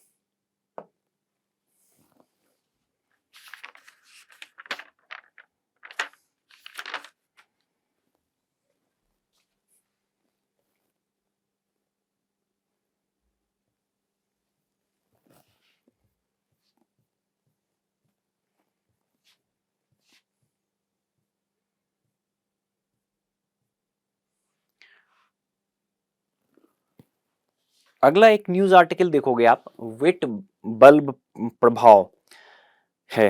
ये बहुत इंपॉर्टेंट, अगेन इस आर्टिकल को आप एज इट इज मार्क कर लो, वेरी वेरी इंपॉर्टेंट। ठीक है, ये आपसे एज इट इज, सबसे पहले तो आपसे एज इट इज ये टर्म पूछा जा सकता है, विट बल्ब प्रभाव। ठीक है, चर्चा में रहा विट बल्ब प्रभाव संबंधित है, आपसे एज इट इज सवाल ये पूछा जा सकता है। तो सबसे पहले तो आपको यही पता होना चाहिए कि ये विट बल्ब प्रभाव है क्या। ये देखो कुछ नहीं है इसमें, मतलब आप जो संदर्भ वाला खंड आप देखोगे उसमें बताया हुआ है कि शहरी क्षेत्रों में वर्तमान शहरी क्षेत्र जो है दोहरा जलवायु संकट का सामना कर रहा है। इसमें दो बातें हैं, एक पहला बात क्या है कि हाई टेम्परेचर, आपने अगर आप दिल्ली में रह रहे हो या आप किसी भी इस तरह के बड़े शहर में, जैसे इस साल अगर आप दिल्ली का देखोगे, काफी स्पष्ट तरीके से ऐसा ऑब्जर्व किया गया कि तापमान भी काफी उच्च था और साथ ही साथ ह्यूमिडिटी भी काफी हाई थी। ये एक दोहरा मतलब समझ लो आप पर्यावरणीय संकट या जलवायु संकट की स्थिति उत्पन्न हुई। इसके कारण लोगों को काफी समस्या है, मतलब आप देखो जो ह्यूमन हेल्थ पे इसका काफी ज्यादा नेगेटिव इम्पैक्ट पड़ता है। इसी से संबंधित है विट बल्ब प्रभाव। विट बल्ब प्रभाव क्या हुआ, सबसे पहले दिमाग में बिठा लेना, जैसे ही ये टर्म आए आपसे एज इट इज पूछा जा सकता है, प्रारंभ यूपीएससी प्रारंभिक परीक्षा में एज इट इज पूछा जा सकता है। चर्चा में रहा विट बल्ब प्रभाव संबंधित है, हाई टेम्परेचर हाई ह्यूमिडिटी के कारण एक स्थिति उत्पन्न होती है। टेम्परेचर भी हाई है, ह्यूमिडिटी भी हाई है, उसके कारण जो एक तरह से समझो कि स्वेटिंग, जो पसीना के कारण बॉडी टेम्परेचर रेगुलेट करने का, ह्यूमन बॉडी के टेम्परेचर रेगुलेट करने का मैकेनिज्म है, वो नकारात्मक रूप से प्रभावित हो रहा है। इसी कारण ये चर्चा में रहा और एक चिंता का विषय है विट बल्ब प्रभाव। ठीक है, क्या है विट बल्ब प्रभाव? विट बल्ब प्रभाव टेम्परेचर भी अधिक, ह्यूमिडिटी भी अधिक, उसका दोहरा प्रभाव ह्यूमन हेल्थ पर, इस चीज को ध्यान में रखना। आते हैं, देखो संदर्भ में, वर्तमान में शहरी क्षेत्रों को दोहरे जलवायु संकट का सामना करना पड़ रहा है। तीव्र होता शहरी तापद्वीप जो अर्बन हीट आइलैंड का कॉन्सेप्ट है, और दिनों दिन जानलेवा बनता वेट बल्ब प्रभाव। नीचे आप देखोगे वेट ये बोल रहा है कि आज के अभी जो है दो संकट है काफी ज्यादा। एक तो शहरी उष्माद्वीप अर्बन हीट आइलैंड यूपीएससी ने पूछ रखा है, इसके बारे में मुख्य परीक्षा में भी सवाल पूछ रखा है, रिपीट भी हो सकता है प्रारंभिक परीक्षा में, इस थीम को जोड़कर किसी और कॉन्सेप्ट से पूछा जा सकता है। इसलिए ऐसा नहीं है कि अर्बन हीट आइलैंड का इंपॉर्टेंस कम हो गया, अभी भी बहुत इंपॉर्टेंट टॉपिक है। दूसरा देखोगे ये वेट बल्ब प्रभाव। नीचे आप देखोगे वेट बल्ब प्रभाव बताया कि वेट बल्ब प्रभाव क्या है। वेट बल्ब प्रभाव उस खतरनाक स्थिति को दर्शाता है जब उच्च तापमान, ठीक है, टेम्परेचर हाई है पहला, दूसरा और अत्यधिक ह्यूमिडिटी आर्द्रता, अत्यधिक ह्यूमिडिटी भी अधिक है, एक साथ मिलकर मानव शरीर की पसीने के माध्यम से स्वयं को ठंडा करने की क्षमता को गंभीर रूप से कम कर देते हैं। ये इंपॉर्टेंट है, ठीक है। यही एज इट इज, बस इस न्यूज आर्टिकल में जो एकदम से आपको ध्यान में रखना है, वेट बल्ब प्रभाव क्या है, टेम्परेचर अधिक, ह्यूमिडिटी अधिक, इसके कारण क्या होगा कि ह्यूमन बॉडी का एक जो व्यवस्था है कि जैसे स्वेटिंग पसीना चलता है तो टेम्परेचर, बॉडी टेम्परेचर रेगुलेट हो जाता है, वो यहाँ नकारात्मक रूप से प्रभावित हो रहा है, इसीलिए ये इंपॉर्टेंट है। एज इट इज आप इसको ध्यान में रखिएगा, एज इट इज आपसे सवाल पूछा जा सकता है। अगला लाइन देखो, वेट बल्ब तापमान वह न्यूनतम तापमान है, वेट बल्ब टेम्परेचर करके एक कॉन्सेप्ट है, वह न्यूनतम तापमान है जिस तक मानव शरीर पसीने को वाष्पीकरण के माध्यम से स्वयं को ठंडा कर सकता है। यह तापमान और आर्द्रता दोनों मिलकर वायुमंडलीय गर्मी का वास्तविक अनुभव दर्शाता है। मतलब जो वेट बल्ब टेम्परेचर है, जहां तक कि आपका बॉडी जो है टेम्परेचर वो मतलब समझ लो मिनिमम टेम्परेचर है, जहां पर कि आपका बॉडी जो है पसीने के माध्यम से आपका जो वाष्पीकरण हो, शरीर का जो से पानी निकलता है वाष्पीकरण होता है और टेम्परेचर रेगुलेट हो जाता है, शरीर का तापमान नियंत्रित हो जाता है, उस मिनिमम टेम्परेचर को ये वेट बल्ब टेम्परेचर कहा गया है। अगर आप दिल्ली में रहे हो इस साल तो मई 2025 जो है आपने ये अनुभव किया होगा कि टेम्परेचर भी ज्यादा है और ह्यूमिडिटी भी ज्यादा है और बड़ा ही इरिटेटिंग मौसम रहा है, ठीक है। वही उसी संदर्भ में उससे मिलता जुलता है, वही जो स्थिति हमने फील करी है अभी पिछले 1-2 महीनों में, सेम उसी पे ये आधारित कॉन्सेप्ट है, ध्यान में रखना है इसको, ठीक है। नीचे आप देखोगे यहाँ पे थोड़ा सा वेट बल्ब टेम्परेचर का रेंज बताया गया है, कोई जरूरत नहीं है, आपसे नहीं पूछा जाएगा कहीं, बस आप कॉन्सेप्ट ध्यान में रखना कि वेट बल्ब का कॉन्सेप्ट में इफेक्ट क्या होता है। और नीचे जाओगे आपको बताया गया है कि शहरी उष्माद्वीप के बारे में बताया गया है, अर्बन हीट आइलैंड का। अर्बन हीट आइलैंड का कॉन्सेप्ट पहले भी आपने पढ़ा होगा, यूपीएससी ने पूछ रखा है, हम आधारभूत कक्षाओं में भी काफी विस्तार से पढ़ते हैं। देखो क्या है अर्बन हीट आइलैंड का कॉन्सेप्ट, बेसिक यही है कि जो शहरी क्षेत्र है उसका तापमान अपने आसपास के ग्रामीण क्षेत्र की तुलना में अधिक हो जाता है, ठीक है। जैसे सपोज करो आप शहरी क्षेत्र में क्या होगा, कंक्रीट का जंगल बसा हुआ है और जो नेचुरल प्राकृतिक पेड़ पौधे हैं वो है नहीं, तो उसके कारण क्या होता है अवशोषण, जो सौर ऊष्मा है उसका अवशोषण अधिक होता है दिन के टाइम में, और धीरे धीरे शाम के बाद जो है वो रिलीज करते हैं, उसके कारण टेम्परेचर जो है आसपास के क्षेत्रों से, जो आसपास का सैटेलाइट रूरल क्षेत्र है या जहाँ वनस्पतियां हैं उसकी तुलना में ऐसे जो कंक्रीट के जंगल अर्बन मतलब क्षेत्र हैं वो एक तरह से छोटे, आप सोचो उष्मा द्वीप के रूप में, मतलब पूरे बड़े क्षेत्र में जहाँ बहुत ज्यादा अर्बनाइजेशन है, बहुत सारी बिल्डिंग्स है, बहुत इंडस्ट्रियल गतिविधियां बहुत ज्यादा है, तो उसका तापमान आसपास के क्षेत्रों से अधिक रहता है, इसीलिए इसको अर्बन हीट आइलैंड कहा गया। पढ़ते हैं अब इसको, देखो शहरी उष्माद्वीप प्रभाव उस प्राकृतिक प्रक्रिया को दर्शाता है जिसमें शहरी क्षेत्रों का तापमान आसपास के ग्रामीण क्षेत्रों की तुलना में अधिक होता है। क्यों अधिक होता है? यह तापमान अंतर मानव गतिविधियों और ऐसे नगरीय विकास पैटर्न के कारण उत्पन्न होता है जो उष्मा को अवशोषित कर उसे लंबे समय तक संरक्षित रखते हैं, ठीक है। वही मैंने बताया कि आपको कंक्रीट का जंगल है, उष्मा को अवशोषित किया था, धीरे धीरे रिलीज करता है, उसके कारण तुलनात्मक रूप से जो किसी ग्रीन एरिया आसपास में, अगर सपोज करो शहर है जहाँ बहुत ज्यादा मतलब बिल्डिंग्स हैं, बहुत ज्यादा ये है और ग्रीन एरिया एकदम नहीं है, और उसके बाहर, शहर से बाहर जो लगे हुए ग्रीन एरिया है उसकी तुलना में इस शहर का तापमान अधिक रहेगा, यही अर्बन हीट आइलैंड है।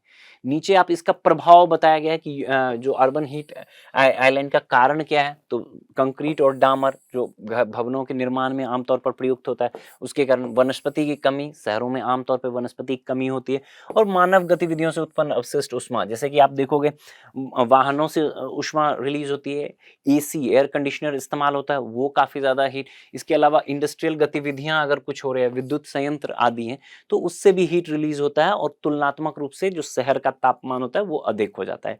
यही अर्बन हीट आइलैंड है। ठीक है, बढ़ते हैं अगले न्यूज आर्टिकल पे। अगला न्यूज आर्टिकल है आर्सेनिक प्रदूषण के संदर्भ में। ये भी अगेन वेरी वेरी इंपॉर्टेंट है। जैसे वेट बल्ब प्रभाव, मैंने कहा कि वेट बल्ब प्रभाव आपके प्रारंभिक परीक्षा के लिए एज इट इज कंसेप्ट पूछा जा सकता है, अर्बन हीट आइलैंड प्रीलिम्स में पूछ सकता है, मेंस में ऑलरेडी पूछ रखा है, रिपीट भी हो सकता है। ठीक, उसी तरह आर्सेनिक प्रदूषण जो है, दोनों प्रारंभिक परीक्षा मुख्य परीक्षा दोनों के लिए जो भौम जल प्रदूषण की स्थिति है, पेयजल की एक जो प्रदूषण की स्थिति है भारत के एक बड़े क्षेत्र में, और वो बहुत हद तक आर्सेनिक फ्लोराइड प्रदूषण से समझ लो कि प्रभावित है, उस संदर्भ में ये कॉन्सेप्ट इंपॉर्टेंट हो जाता है।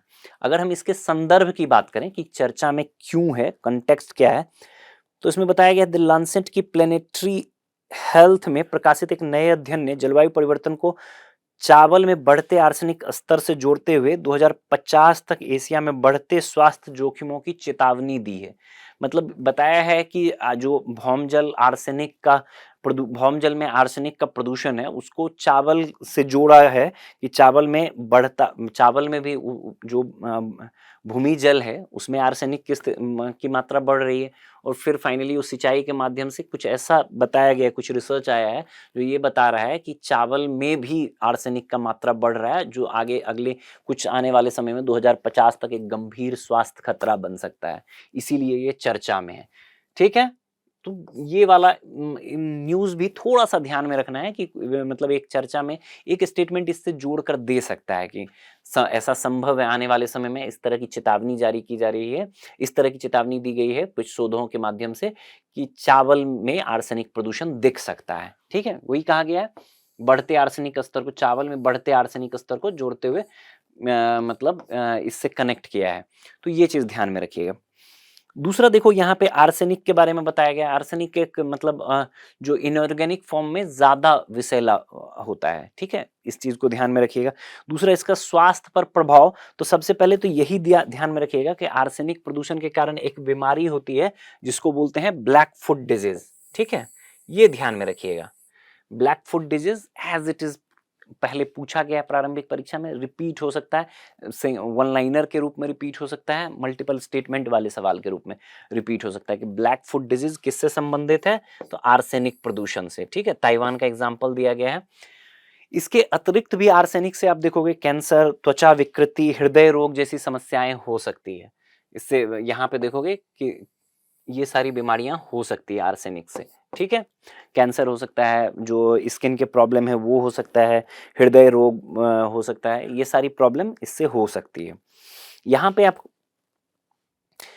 जो एक स्वीकृत सीमा बताई गई है आर्सेनिक की, दो है, एक डब्ल्यूएचओ के द्वारा पेयजल में जो हम पेयजल के रूप में ड्रिंकिंग वाटर के रूप में जो इस्तेमाल करते हैं उसमें आर्सेनिक की स्वीकृत सीमा कितनी है, तो आप देखोगे 10 माइक्रोग्राम प्रति लीटर बताई गई। दोनों यूनिट ध्यान में रखना, 0.01 मिलीग्राम पर लीटर या 10 माइक्रोग्राम पर लीटर, जो डब्ल्यूएचओ का स्वीकृत सीमा है ये ध्यान में रखिएगा। डब्ल्यूएचओ द्वारा पेयजल में आर्सेनिक के लिए अस्थायी मान 0.01 मिलीग्राम प्रति लीटर या 10 माइक्रोग्राम प्रति लीटर निर्धारित किया गया है।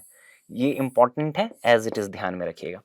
दूसरा, भारत में मतलब एक डिफरेंट है, अगर आपको मतलब थोड़ा सा लिबरल है भारत में, मतलब जो आर्सेनिक की मात्रा के संदर्भ में भारत में यदि कोई वैकल्पिक स्रोत उपलब्ध नहीं है तो आर्सेनिक की स्वीकृत सीमा कितनी है, 0.05 मिलीग्राम प्रति लीटर, 50 माइक्रोग्राम प्रति लीटर। ठीक है, इसको ध्यान में रखिएगा, ये एज इट इज इससे भी सवाल पूछा जा सकता है। आर्सेनिक प्रदूषण के संदर्भ में निम्नलिखित कथनों पर विचार करिए, और एक स्टेटमेंट दे दिया कि भारत में किस क्षेत्र में आर्सेनिक प्रदूषण की अधिक समस्या है, दूसरा दे दिया आर्सेनिक प्रदूषण से ब्लैक फुट डिजीज होता है, और तीसरा आर्सेनिक के पेयजल में आर्सेनिक की स्वीकृत सीमा के संदर्भ में ये स्टेटमेंट बनाकर दे सकता है आपको। ठीक है, नीचे आप जाओगे तो दिया हुआ है भारत में आर्सेनिक प्रदूषण। तो भारत में आप देखोगे आर्सेनिक प्रदूषण का मूल क्षेत्र जो है गंगा ब्रह्मपुत्र का जो तटीय इलाका है ना, गंगा ब्रह्मपुत्र के जलोढ़ मैदानों में सर्वाधिक आर्सेनिक प्रभावित बस्तियां, यहाँ देखो भारत में सर्वाधिक आर्सेनिक प्रभावित बस्तियां गंगा और ब्रह्मपुत्र के जलोढ़ मैदानों में स्थित है, इसको ध्यान में रखना है। उससे ऊपर देखोगे 1980 में भारत के पश्चिम बंगाल में पहली बार भूजल में आर्सेनिक की उपस्थिति दर्ज की गई। भारत के पश्चिम बंगाल में पहली बार आर्सेनिक की उपस्थिति दर्ज की गई। ये इंपॉर्टेंट है, दोनों चीज ध्यान में रखिएगा कि वेस्ट बंगाल में पहली बार आर्सेनिक प्रदूषण 1980 में ये किया गया। आज भी जो वेस्ट बंगाल के मतलब आप समझो गंगा का जलोढ़ मैदान वाला क्षेत्र, वेस्ट बंगाल, बिहार, झारखंड, असम वाले क्षेत्र में सबसे अधिक आर्सेनिक प्रदूषित बस्तियां दिखती है। ये एक मैप दिया गया है, आप देखोगे इसमें सबसे ज्यादा जो है आर्सेनिक प्रदूषित बस्तियों का आप एरिया देख सकते हो। देखो सबसे अधिक क्या बताया गया कि जो गंगा ब्रह्मपुत्र का तटीय इलाका है, आप देखो बिहार, उत्तर प्रदेश, ठीक है, पश्चिम बंगाल सबसे ज्यादा, फिर असम का क्षेत्र, ठीक है, ये वही गंगा ब्रह्मपुत्र वाला रीजन है। इसके अतिरिक्त कभी भी बाकी आपको पंजाब के क्षेत्र में भी दिख रहा है, राजस्थान में भी थोड़ा बहुत है, अन्य राज्यों में भी है, लेकिन मूलतः उत्तर प्रदेश, बिहार, पश्चिम बंगाल और नॉर्थ ईस्ट में असम का क्षेत्र जो है आप सबसे ज्यादा है, ठीक है, तो इसको ध्यान में रखिएगा। ठीक है, तो ये आर्सेनिक प्रदूषण था, इंपॉर्टेंट है, आपसे एज इट इज सवाल बन सकता है ये, मतलब आर्सेनिक प्रदूषण के बारे में प्रारंभिक परीक्षा के लिए तो बहुत इंपॉर्टेंट है, पहले भी पूछा गया, आगे भी रिपीट हो सकता है।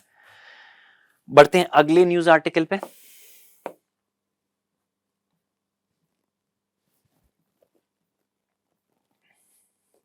अगला न्यूज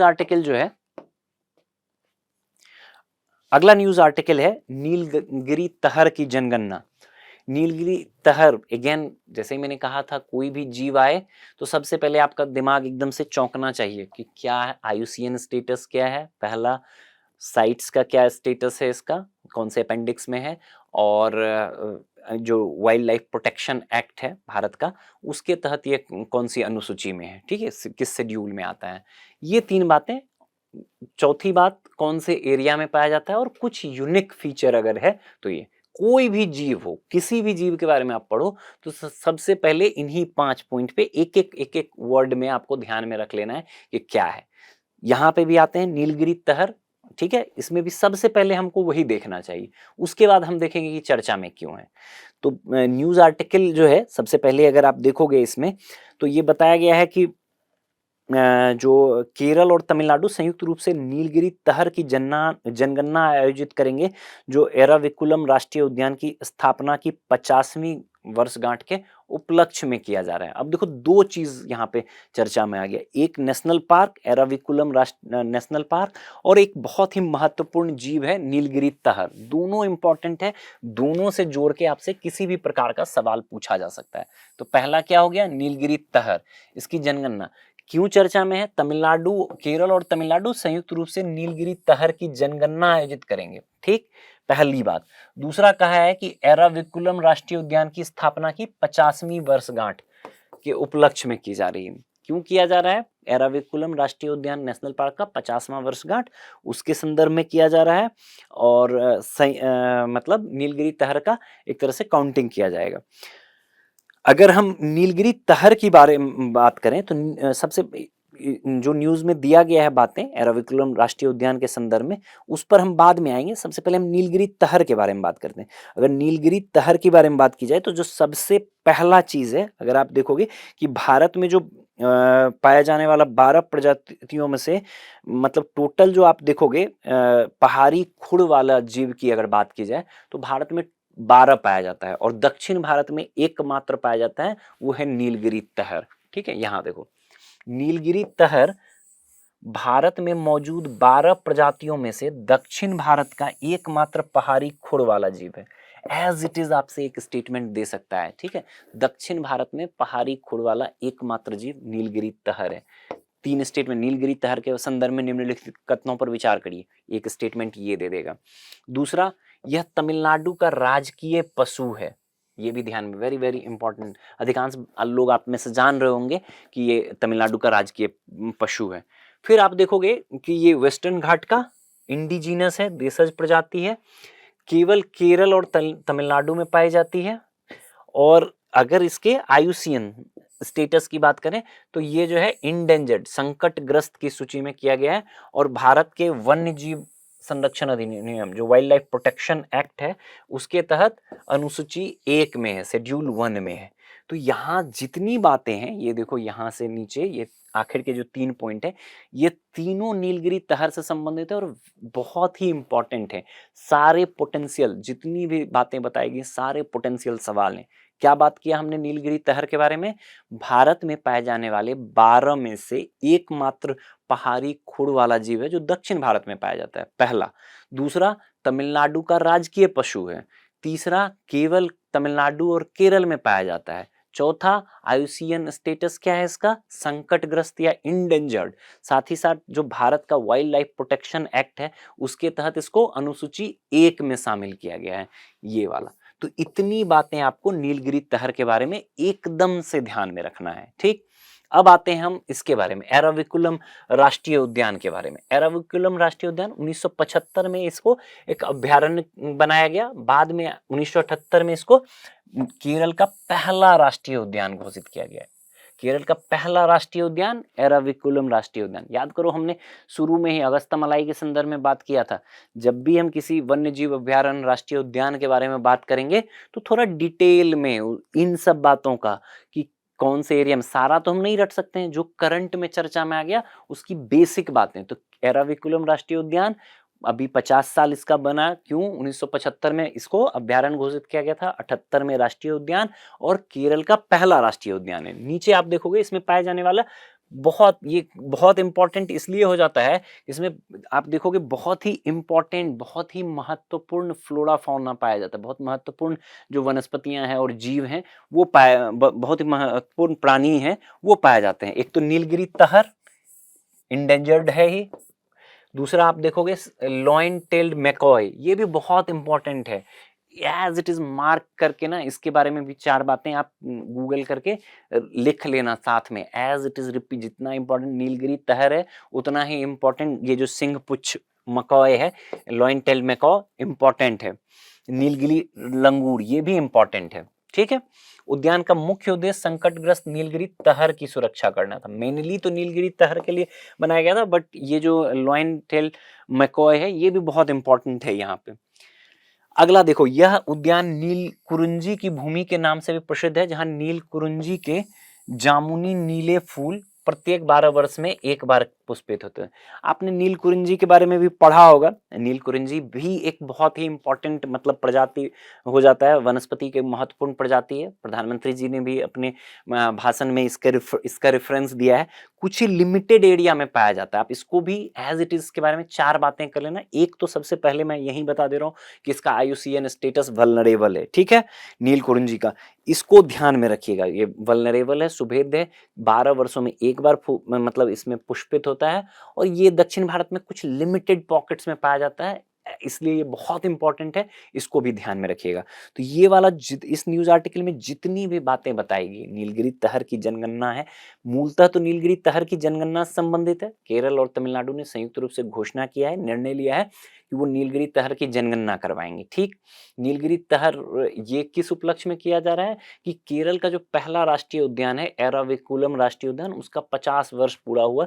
1975 में अभ्यारण्य के रूप में स्थापित हुआ था, 1978 में जो है यह आपको राष्ट्रीय उद्यान बना था, ठीक। पहला, केरल का पहला राष्ट्रीय उद्यान है। बहुत इंपॉर्टेंट है क्योंकि बहुत सारे संकटग्रस्त प्रजातियों के लिए ये घर है, ठीक है, जिसमें नीलगिरी तहर है, सिंहपुच्छ मैकॉय है, नील कुरिंजी के पौधे हैं, और आपको नीलगिरी लंगूर है, ये भी इंपॉर्टेंट है, ठीक। तो इसको ध्यान में रखिएगा। अगला मैंने आपको नीलगिरी तहर के बारे में कुछ बातें जो नीचे बताई गई है, जो सबसे पहले हमने बात किया वो भी इंपॉर्टेंट है, उसको भी ध्यान में रखिएगा। बहुत ही इंपॉर्टेंट आर्टिकल है आपके प्रारंभिक परीक्षा के दृष्टिकोण से। बढ़ते हैं अगले आर्टिकल पे। अगला आर्टिकल देखो, ये है मेंटिस श्रिम्प। अब देखो ये मेंटिस श्रिम्प बहुत ज़्यादा इसमें बातें नहीं है, बस आपको एक इसके कंटेक्स्ट, करंट कंटेक्स्ट को आपको ध्यान में रखना है कि क्या हुआ है कि एक अमेरिकी फ्रांसीसी जो रिसर्च दल है, उसने क्या पाया है कि जो मेंटिस श्रिम्प का मतलब प्रहार होता है, मतलब एक तरह से ये प्रेडेटर है, बहुत ही मजबूत पावरफुल प्रेडेटर माना जाता है समुद्र का। उसमें एक उसके क्लब में मौजूद विशेष सूक्ष्म संरचना के कारण बिना किसी चोट के संभव हो पाता है। एक छोटा जीव है जो बहुत ही मजबूत, बहुत स्ट्रॉन्ग प्रेडेटर के रूप में माना जाता है, और उसके मतलब उसकी संरचना में मेटा मटेरियल्स, ठीक है, आगे आप देखोगे इसके बारे में बात किया गया है इस आर्टिकल में, मेटा मटेरियल्स फाइंड किया गया। आमतौर पे ऐसा माना जाता था कि ये जो मेटा मटेरियल्स है ये मतलब मैन मेड होता था, नेचुरली नहीं पाया जाता था। इस रिसर्च ने इस चीज को बल प्रदान किया है कि इस जीव में नेचुरली मेटा मटेरियल्स एग्जिस्ट कर रहा है इसमें, जो ये मेंटिस श्रिम्प है, इसी कारण ये चर्चा में। देखो रेफरेंस मैंने आपको बता दिया कि रेफरेंस ये है कि यूएसए का एक यूएसए और फ्रेंच जो है ज्वाइंट एक रिसर्च दल है, जिसने क्या पाया है कि मेंटिस श्रिम्प का शक्तिशाली प्रहार उसके क्लब में मौजूद एक विशेष सूक्ष्म संरचना के कारण बिना किसी चोट के संभव हो पाता है। ठीक है, यही यही चीज है। आप नीचे इसके इंपॉर्टेंस में, इस रिसर्च का इंपॉर्टेंस ये है, यह प्राकृतिक संरचना मेटा मटेरियल्स को दर्शाता है जिन्हें पहले मानव निर्मित माना जाता था। ठीक है, ये देखो ये मेटा मटेरियल्स से संबंधित है जिसको इनिशियली ऐसा माना जाता था कि मैन मेड ही है, और बेहतर सुरक्षात्मक गियर और ऊर्जा पाशित वाली सामग्रियों जैसे कि जैव प्रेरित नवाचारों के लिए द्वार खोलता है। अब देखो इसका इंपॉर्टेंट, इस रिसर्च से क्या फायदा मिल रहा है कि एक तो मतलब आपको एक बेहतर, जैसे कि स्पोर्ट्स में या फिर सैन्य गतिविधियों में व्यक्ति को महत्वपूर्ण, जो सुरक्षा के लिए महत्वपूर्ण ऐसे इक्विपमेंट्स बनाए जा सकते हैं इस रिसर्च से आगे फर्दर, जो कि ये रिसर्च उस चीज़ में हेल्प करेगा जिससे ऐसे सुरक्षात्मक उपकरण बनाए जा सकते हैं जो लोगों को सैन्य गतिविधियों में लगने वाले चोट या फिर स्पोर्ट्स में लगने वाले चोटों से सुरक्षा प्रदान करेगा। इस तरह के मेटा मटेरियल्स से के संदर्भ में जो ये डिस्कवरी है वो इस संदर्भ में इंपॉर्टेंट है। तो बस आपको इसका जो मतलब इंपॉर्टेंस वाला पार्ट है उसको ध्यान में रखिएगा। दूसरा, एनर्जी ट्रैप्ड मटेरियल के रूप में भी जो ये ऊर्जा पाशित लिखा हुआ है, इसका मतलब हुआ एनर्जी ट्रैप्ड मटेरियल। ठीक है, तो उसके संदर्भ में भी ये इंपॉर्टेंट है, ये इस चीज को आप ध्यान में रख सकते हैं। ठीक, बस इतना ही मेंटिस श्रिम्प को लेके आपको ध्यान में रखना है। ठीक, बहुत ज्यादा इंपॉर्टेंट भी नहीं है, बहुत बहुत ज्यादा इससे प्रोबेबल सवाल नहीं पूछे जाने की संभावना कम है। अगला आर्टिकल देखते हैं। अगला आर्टिकल आप देखोगे, असम के एक महाविद्यालय के नाम पर मेढक की नई प्रजाति। इसमें क्या कहा गया है कि असम के गुवाहाटी के बाहरी क्षेत्र में स्थित गरभंगा रिजर्व फॉरेस्ट में लेप्टोबेकियम आरेटियम नामक एक नई मेढक की प्रजाति की खोज की गई है। अब ये देखो, ये प्रारंभिक परीक्षा के लिए आपके लिए बहुत इंपॉर्टेंट है, पूछा जा सकता है इससे कि असम में एक मेढक की प्रजाति खोजी गई है जिसका नाम क्या रखा गया है। उसका नाम मतलब जो असम का एक शिक्षण संस्थान है आर्य विद्यापीठ कॉलेज, उसके सम्मान में रखा गया है लेप्टोबेकियम आर्यटियम। ठीक है, ये देखो जो संदर्भ आर्टिकल है, गुवाहाटी के बाहरी क्षेत्र में स्थित गरभंगा रिजर्व फॉरेस्ट, ठीक है, में लेप्टोब्रेकियम आर्यटिकम नामक नई मेढक प्रजाति। एज इट इज आपसे सवाल दे दिया जाएगा, हाल ही में चर्चा में रहे लेप्टोब्रेकियम आर्यटियम नामक मेढक की प्रजाति खोजी गई कर्नाटक में, असम में, अंडमान निकोबार में, गुजरात में। ठीक है, तो ये ऐसे सवाल पूछे गए हैं पूर्व में भी और पूछे जा सकते हैं। अगेन देखो, ये जो रिसेंटली कोई भी स्पीसीज डिस्कवर्ड होता है, कितना याद कर लोगे, हर दिन कुछ ना कुछ होता रहता है, आप न्यूज़ पढ़ोगे, अलग अलग चीज़ों में मतलब आप देखोगे इसकी चर्चा मिलती रहती है। तो फिर से बहुत ज़्यादा ट्रैप में फंसना नहीं है, हम जिस भी सोर्स को फॉलो करें, उस सोर्स में जिस भी स्पेसीज के बारे में चर्चा आया है उसके बारे में थोड़ा हम ध्यान से देख लें कि ज़्यादा डिटेल में अगर कोई किसी स्पेसीज के बारे में चर्चा किया गया तो उसके बारे में हम उससे रिलेटेड बातों को ध्यान में रख लें। यहाँ पे इसको देखोगे आप, इसकी एक विशेष विशेषता के बारे में बताया गया है। नीचे आप देखोगे इस मेढक प्रजाति का जो ये मेढक है, इसकी विशेष कुछ विशेषताएं बताई गई हैं। तो इसका जो एक ऑरेंज और ब्लैक आईज है, आप एक इमेज कर इसके इमेजेस आप देख सकते हो। इस आपके न्यूज़ आर्टिकल में ये इमेज नहीं दिया गया है, लेकिन आप गूगल करके ये इमेज देख सकते हो। तो आप देखोगे इसकी आंखें जो है वो ऑरेंज और ब्लैक टाइप की होती है। तो यूनिक फीचर है, ठीक है। ये चीज आप ध्यान में रखिएगा। और एक चीज बोला है, गोधूली के समय में एक मृदु एवं लयबद्ध स्वर में टर्राना। अब देखो आमतौर पे मेढक का काम है टर्राना, तो बहुत ज्यादा मतलब इस चीज को ध्यान में नहीं, लेकिन ये आंख वाली बात आप जरूर ध्यान में रखिएगा, ठीक है। और एक चीज यहीं पे बताया गया है कि 2004 में इसे प्रारंभ में लेप्टोब्रेकियम स्मिथी के रूप में गलत पहचाना गया था।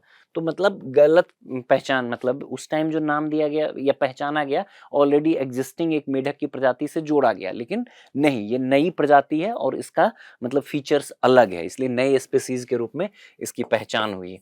और इसका नाम रखा गया है गुवाहाटी का जो आर्य विद्यापीठ कॉलेज है उसी के नाम पे, लेप्टोब्रेकियम आरएटीएम। इतना ध्यान में रखिएगा, इसकी आंख की विशेषता ध्यान में रखिएगा। और कहाँ खोजा गया है, ये गुवाहाटी के गरभंगा रिजर्व फॉरेस्ट में। अगला आप पेज देखोगे उसमें गरभंगा रिजर्व फॉरेस्ट के बारे में बताया गया है, तो आप उसको थोड़ा सा ध्यान में रख लीजिएगा। ये जो गरभंगा आरक्षित वन है इसको ध्यान में रखिएगा। गुवाहाटी के आउटस्कर्ट पे है और गुवाहाटी का लंग्स के रूप में फंक्शन, ग्रीन लंग्स के रूप में फंक्शन करता है, ठीक है। इस चीज को ध्यान रखिएगा। वही इस तरह के जो भी मतलब रिजर्व फॉरेस्ट हैं, प्रोटेक्टेड फॉरेस्ट हैं, उसकी जो विशेषता है वो यहाँ पे बताया गया कि इससे क्या जल पुनर्भरण के लिए, प्रॉपर ऑक्सीजन शहर को प्रदान करने में इसकी महत्वपूर्ण भूमिका है, ठीक है। जलवायु और जल तंत्र को नियंत्रित करने में महत्वपूर्ण भूमिका है।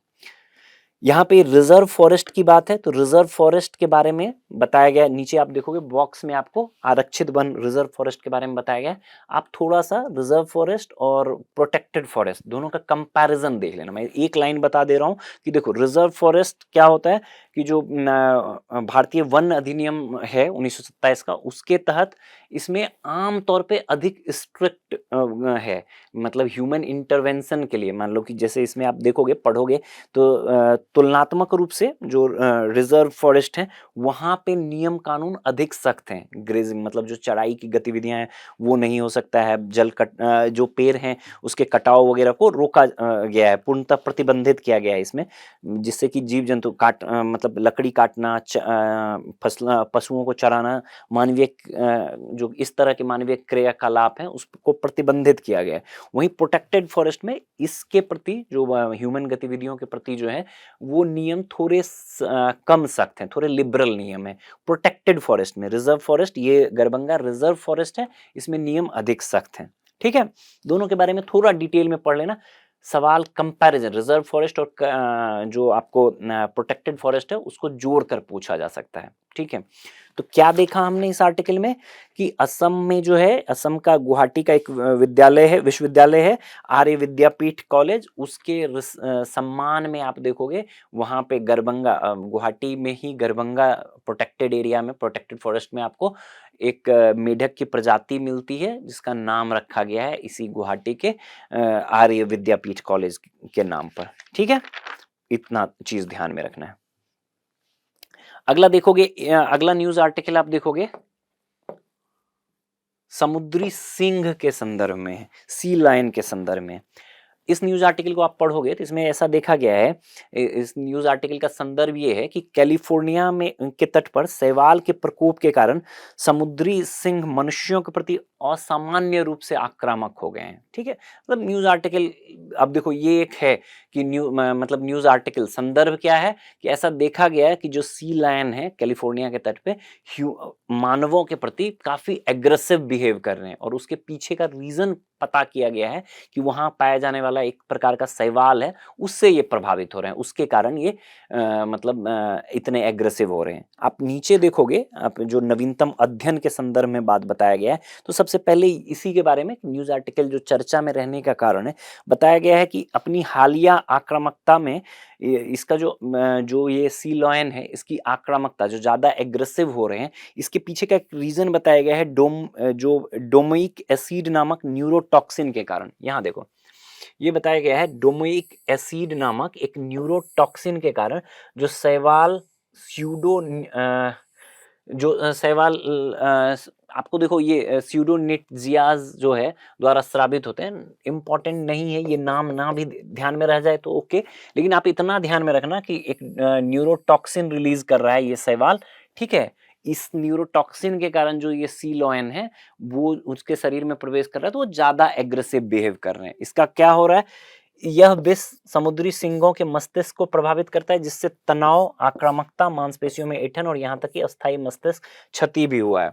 अब यहाँ पे जो ये है शैवाल के ग्रोथ में शैवाल के ग्रोथ के संदर्भ में बताया गया है कि शैवाल का पुष्पन अपवेलिंग के जैसे कारकों से प्रेरित होता है, जहाँ पोषक तत्वों का भरपूर जल, तीव्र गति वाली पवनों, ये भी मतलब एक क्लाइमेट चेंज से जोड़कर बताया गया है कि ये जो शैवालों की यहाँ पे मतलब गतिविधि शैवालों का जो ये हो रहा है, पुष्पन हो रहा है, वो अपवेलिंग और उसके लिए रिस्पॉन्सिबल जो कारण है, जो कुछ पवनों के कारण जो जोड़ा गया है, पवनों से जोड़ा गया है, जो कि डायरेक्टली आपको जुड़ रहा है, मतलब एक प्रकार से जलवायु परिवर्तन के कारण जुड़ रहा है, ठीक है। इसके कारण इस शैवाल का एक तरह से शैवाल बढ़ा है वहां पे, और उस शैवाल के प्रभाव, उस शैवाल से रिलीज होने वाला एक न्यूरोटॉक्सिन जो सी लॉयंस जब उसको खाते हैं या सी लॉयन में प्रवेश करता है वो, तो वो एक एग्रेसिव बिहेवियर कर रहे हैं, ठीक है। उसी के संदर्भ में ये है, ठीक। इस चीज को ध्यान में रखिएगा।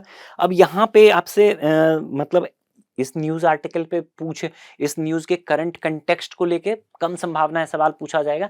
अब सी लॉयन चर्चा में है तो आपसे थोड़ा सा सील और सी लॉयन को लेके, सी लॉयन के विशेषताओं के बारे में आपसे पूछा जा सकता है कि सी लॉयन कैसे कंपैरिजन आपसे, या तो जो सील होता है सील से सी लॉयन को जोड़कर आपसे आप दोनों के कंपैरिजन, आप सील देखोगे सी लॉयन की तुलना में छोटा होता है, इसके जो कान होते हैं, सी लॉयन का कान जो है एक्सटर्नल ईयर पिन्ना के टाइप में आप में दिखेगा, जबकि सील में नहीं दिखता है, ठीक है।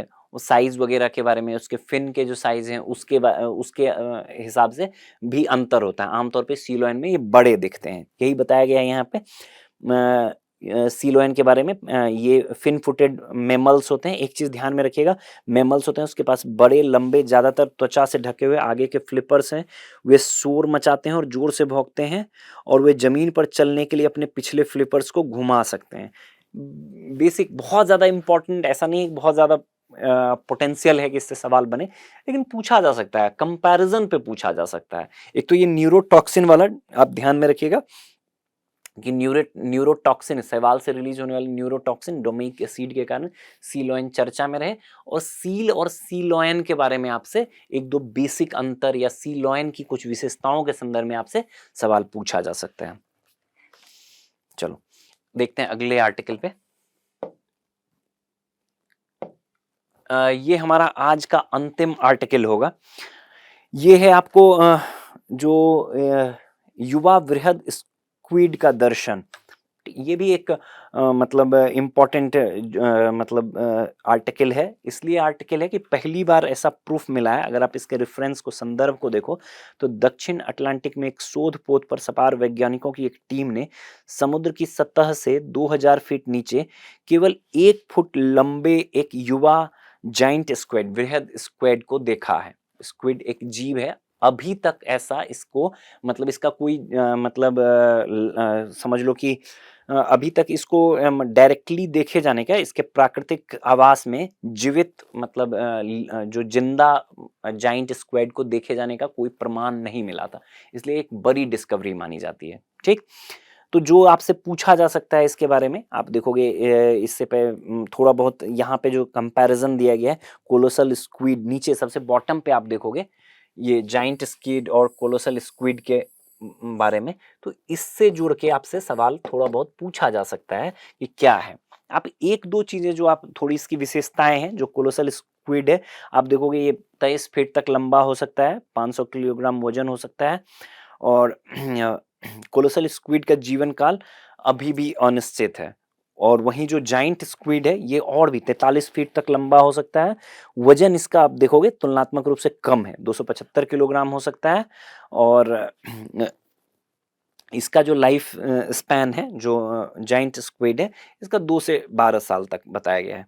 अभी तक ऐसा माना जाता, अभी तक जो स्क्विड का प्रमाण मिला था वो स्पर्म व्हेल के, मतलब स्पर्म व्हेल के पेट में ऐसा देखा गया। पहली बार 1925 में आप देखोगे स्पर्म व्हेल के पेट में पाए गए हाथ के टुकड़ों से इसकी पहचान की गई थी। मतलब अभी तक जो जाइंट स्क्विड था उसका प्रमाण जो है आपको, मतलब उसके कुछ पार्ट्स के रूप में ही जो स्पर्म व्हेल है उसके मतलब पेट में, या जब स्पर्म व्हेल पकड़ा जाता था या स्पर्म व्हेल से संबंधित कुछ रिसर्च हुए तो उसमें पता चला, जिससे प्रमाण मिला इसके जाइंट स्क्विड के बारे में। अलग से जॉइंट स्क्विड के बारे में कोई और हमें प्रमाण नहीं मिलता है, मतलब अलग से अभी तक नहीं मिला था उसको। मतलब उसके प्रमाण कहने का मतलब कि उसके नेचुरल आवास में, मतलब उस लिविंग कंडीशन में, जीवित अवस्था में देखने का कोई प्रमाण नहीं मिला था। इसलिए ये जो रिसर्च है, ये जो ये फाइंडिंग है, ये इम्पॉर्टेंट हो जाता है कि पहली बार मतलब अटलांटिक में ऐसा देखा गया है कि एक मतलब यंग जाइंट स्क्विड को, जिंदा यंग जाइंट स्क्विड को देखा गया, इसलिए ये चर्चा में आ जाता है। ठीक है, तो ये था जो एनवायरमेंट इकोलॉजी से संबंधित न्यूज आर्टिकल थे, उसको हमने देखा। एक और मतलब सत्र होगा जिसमें हम जो शेष आर्टिकल बच गए हैं और दो बड़े आलेख वाले जो खंड हैं उसके जो न्यूज हैं उसको देखेंगे। तो चलिए, thank you very much, all the best.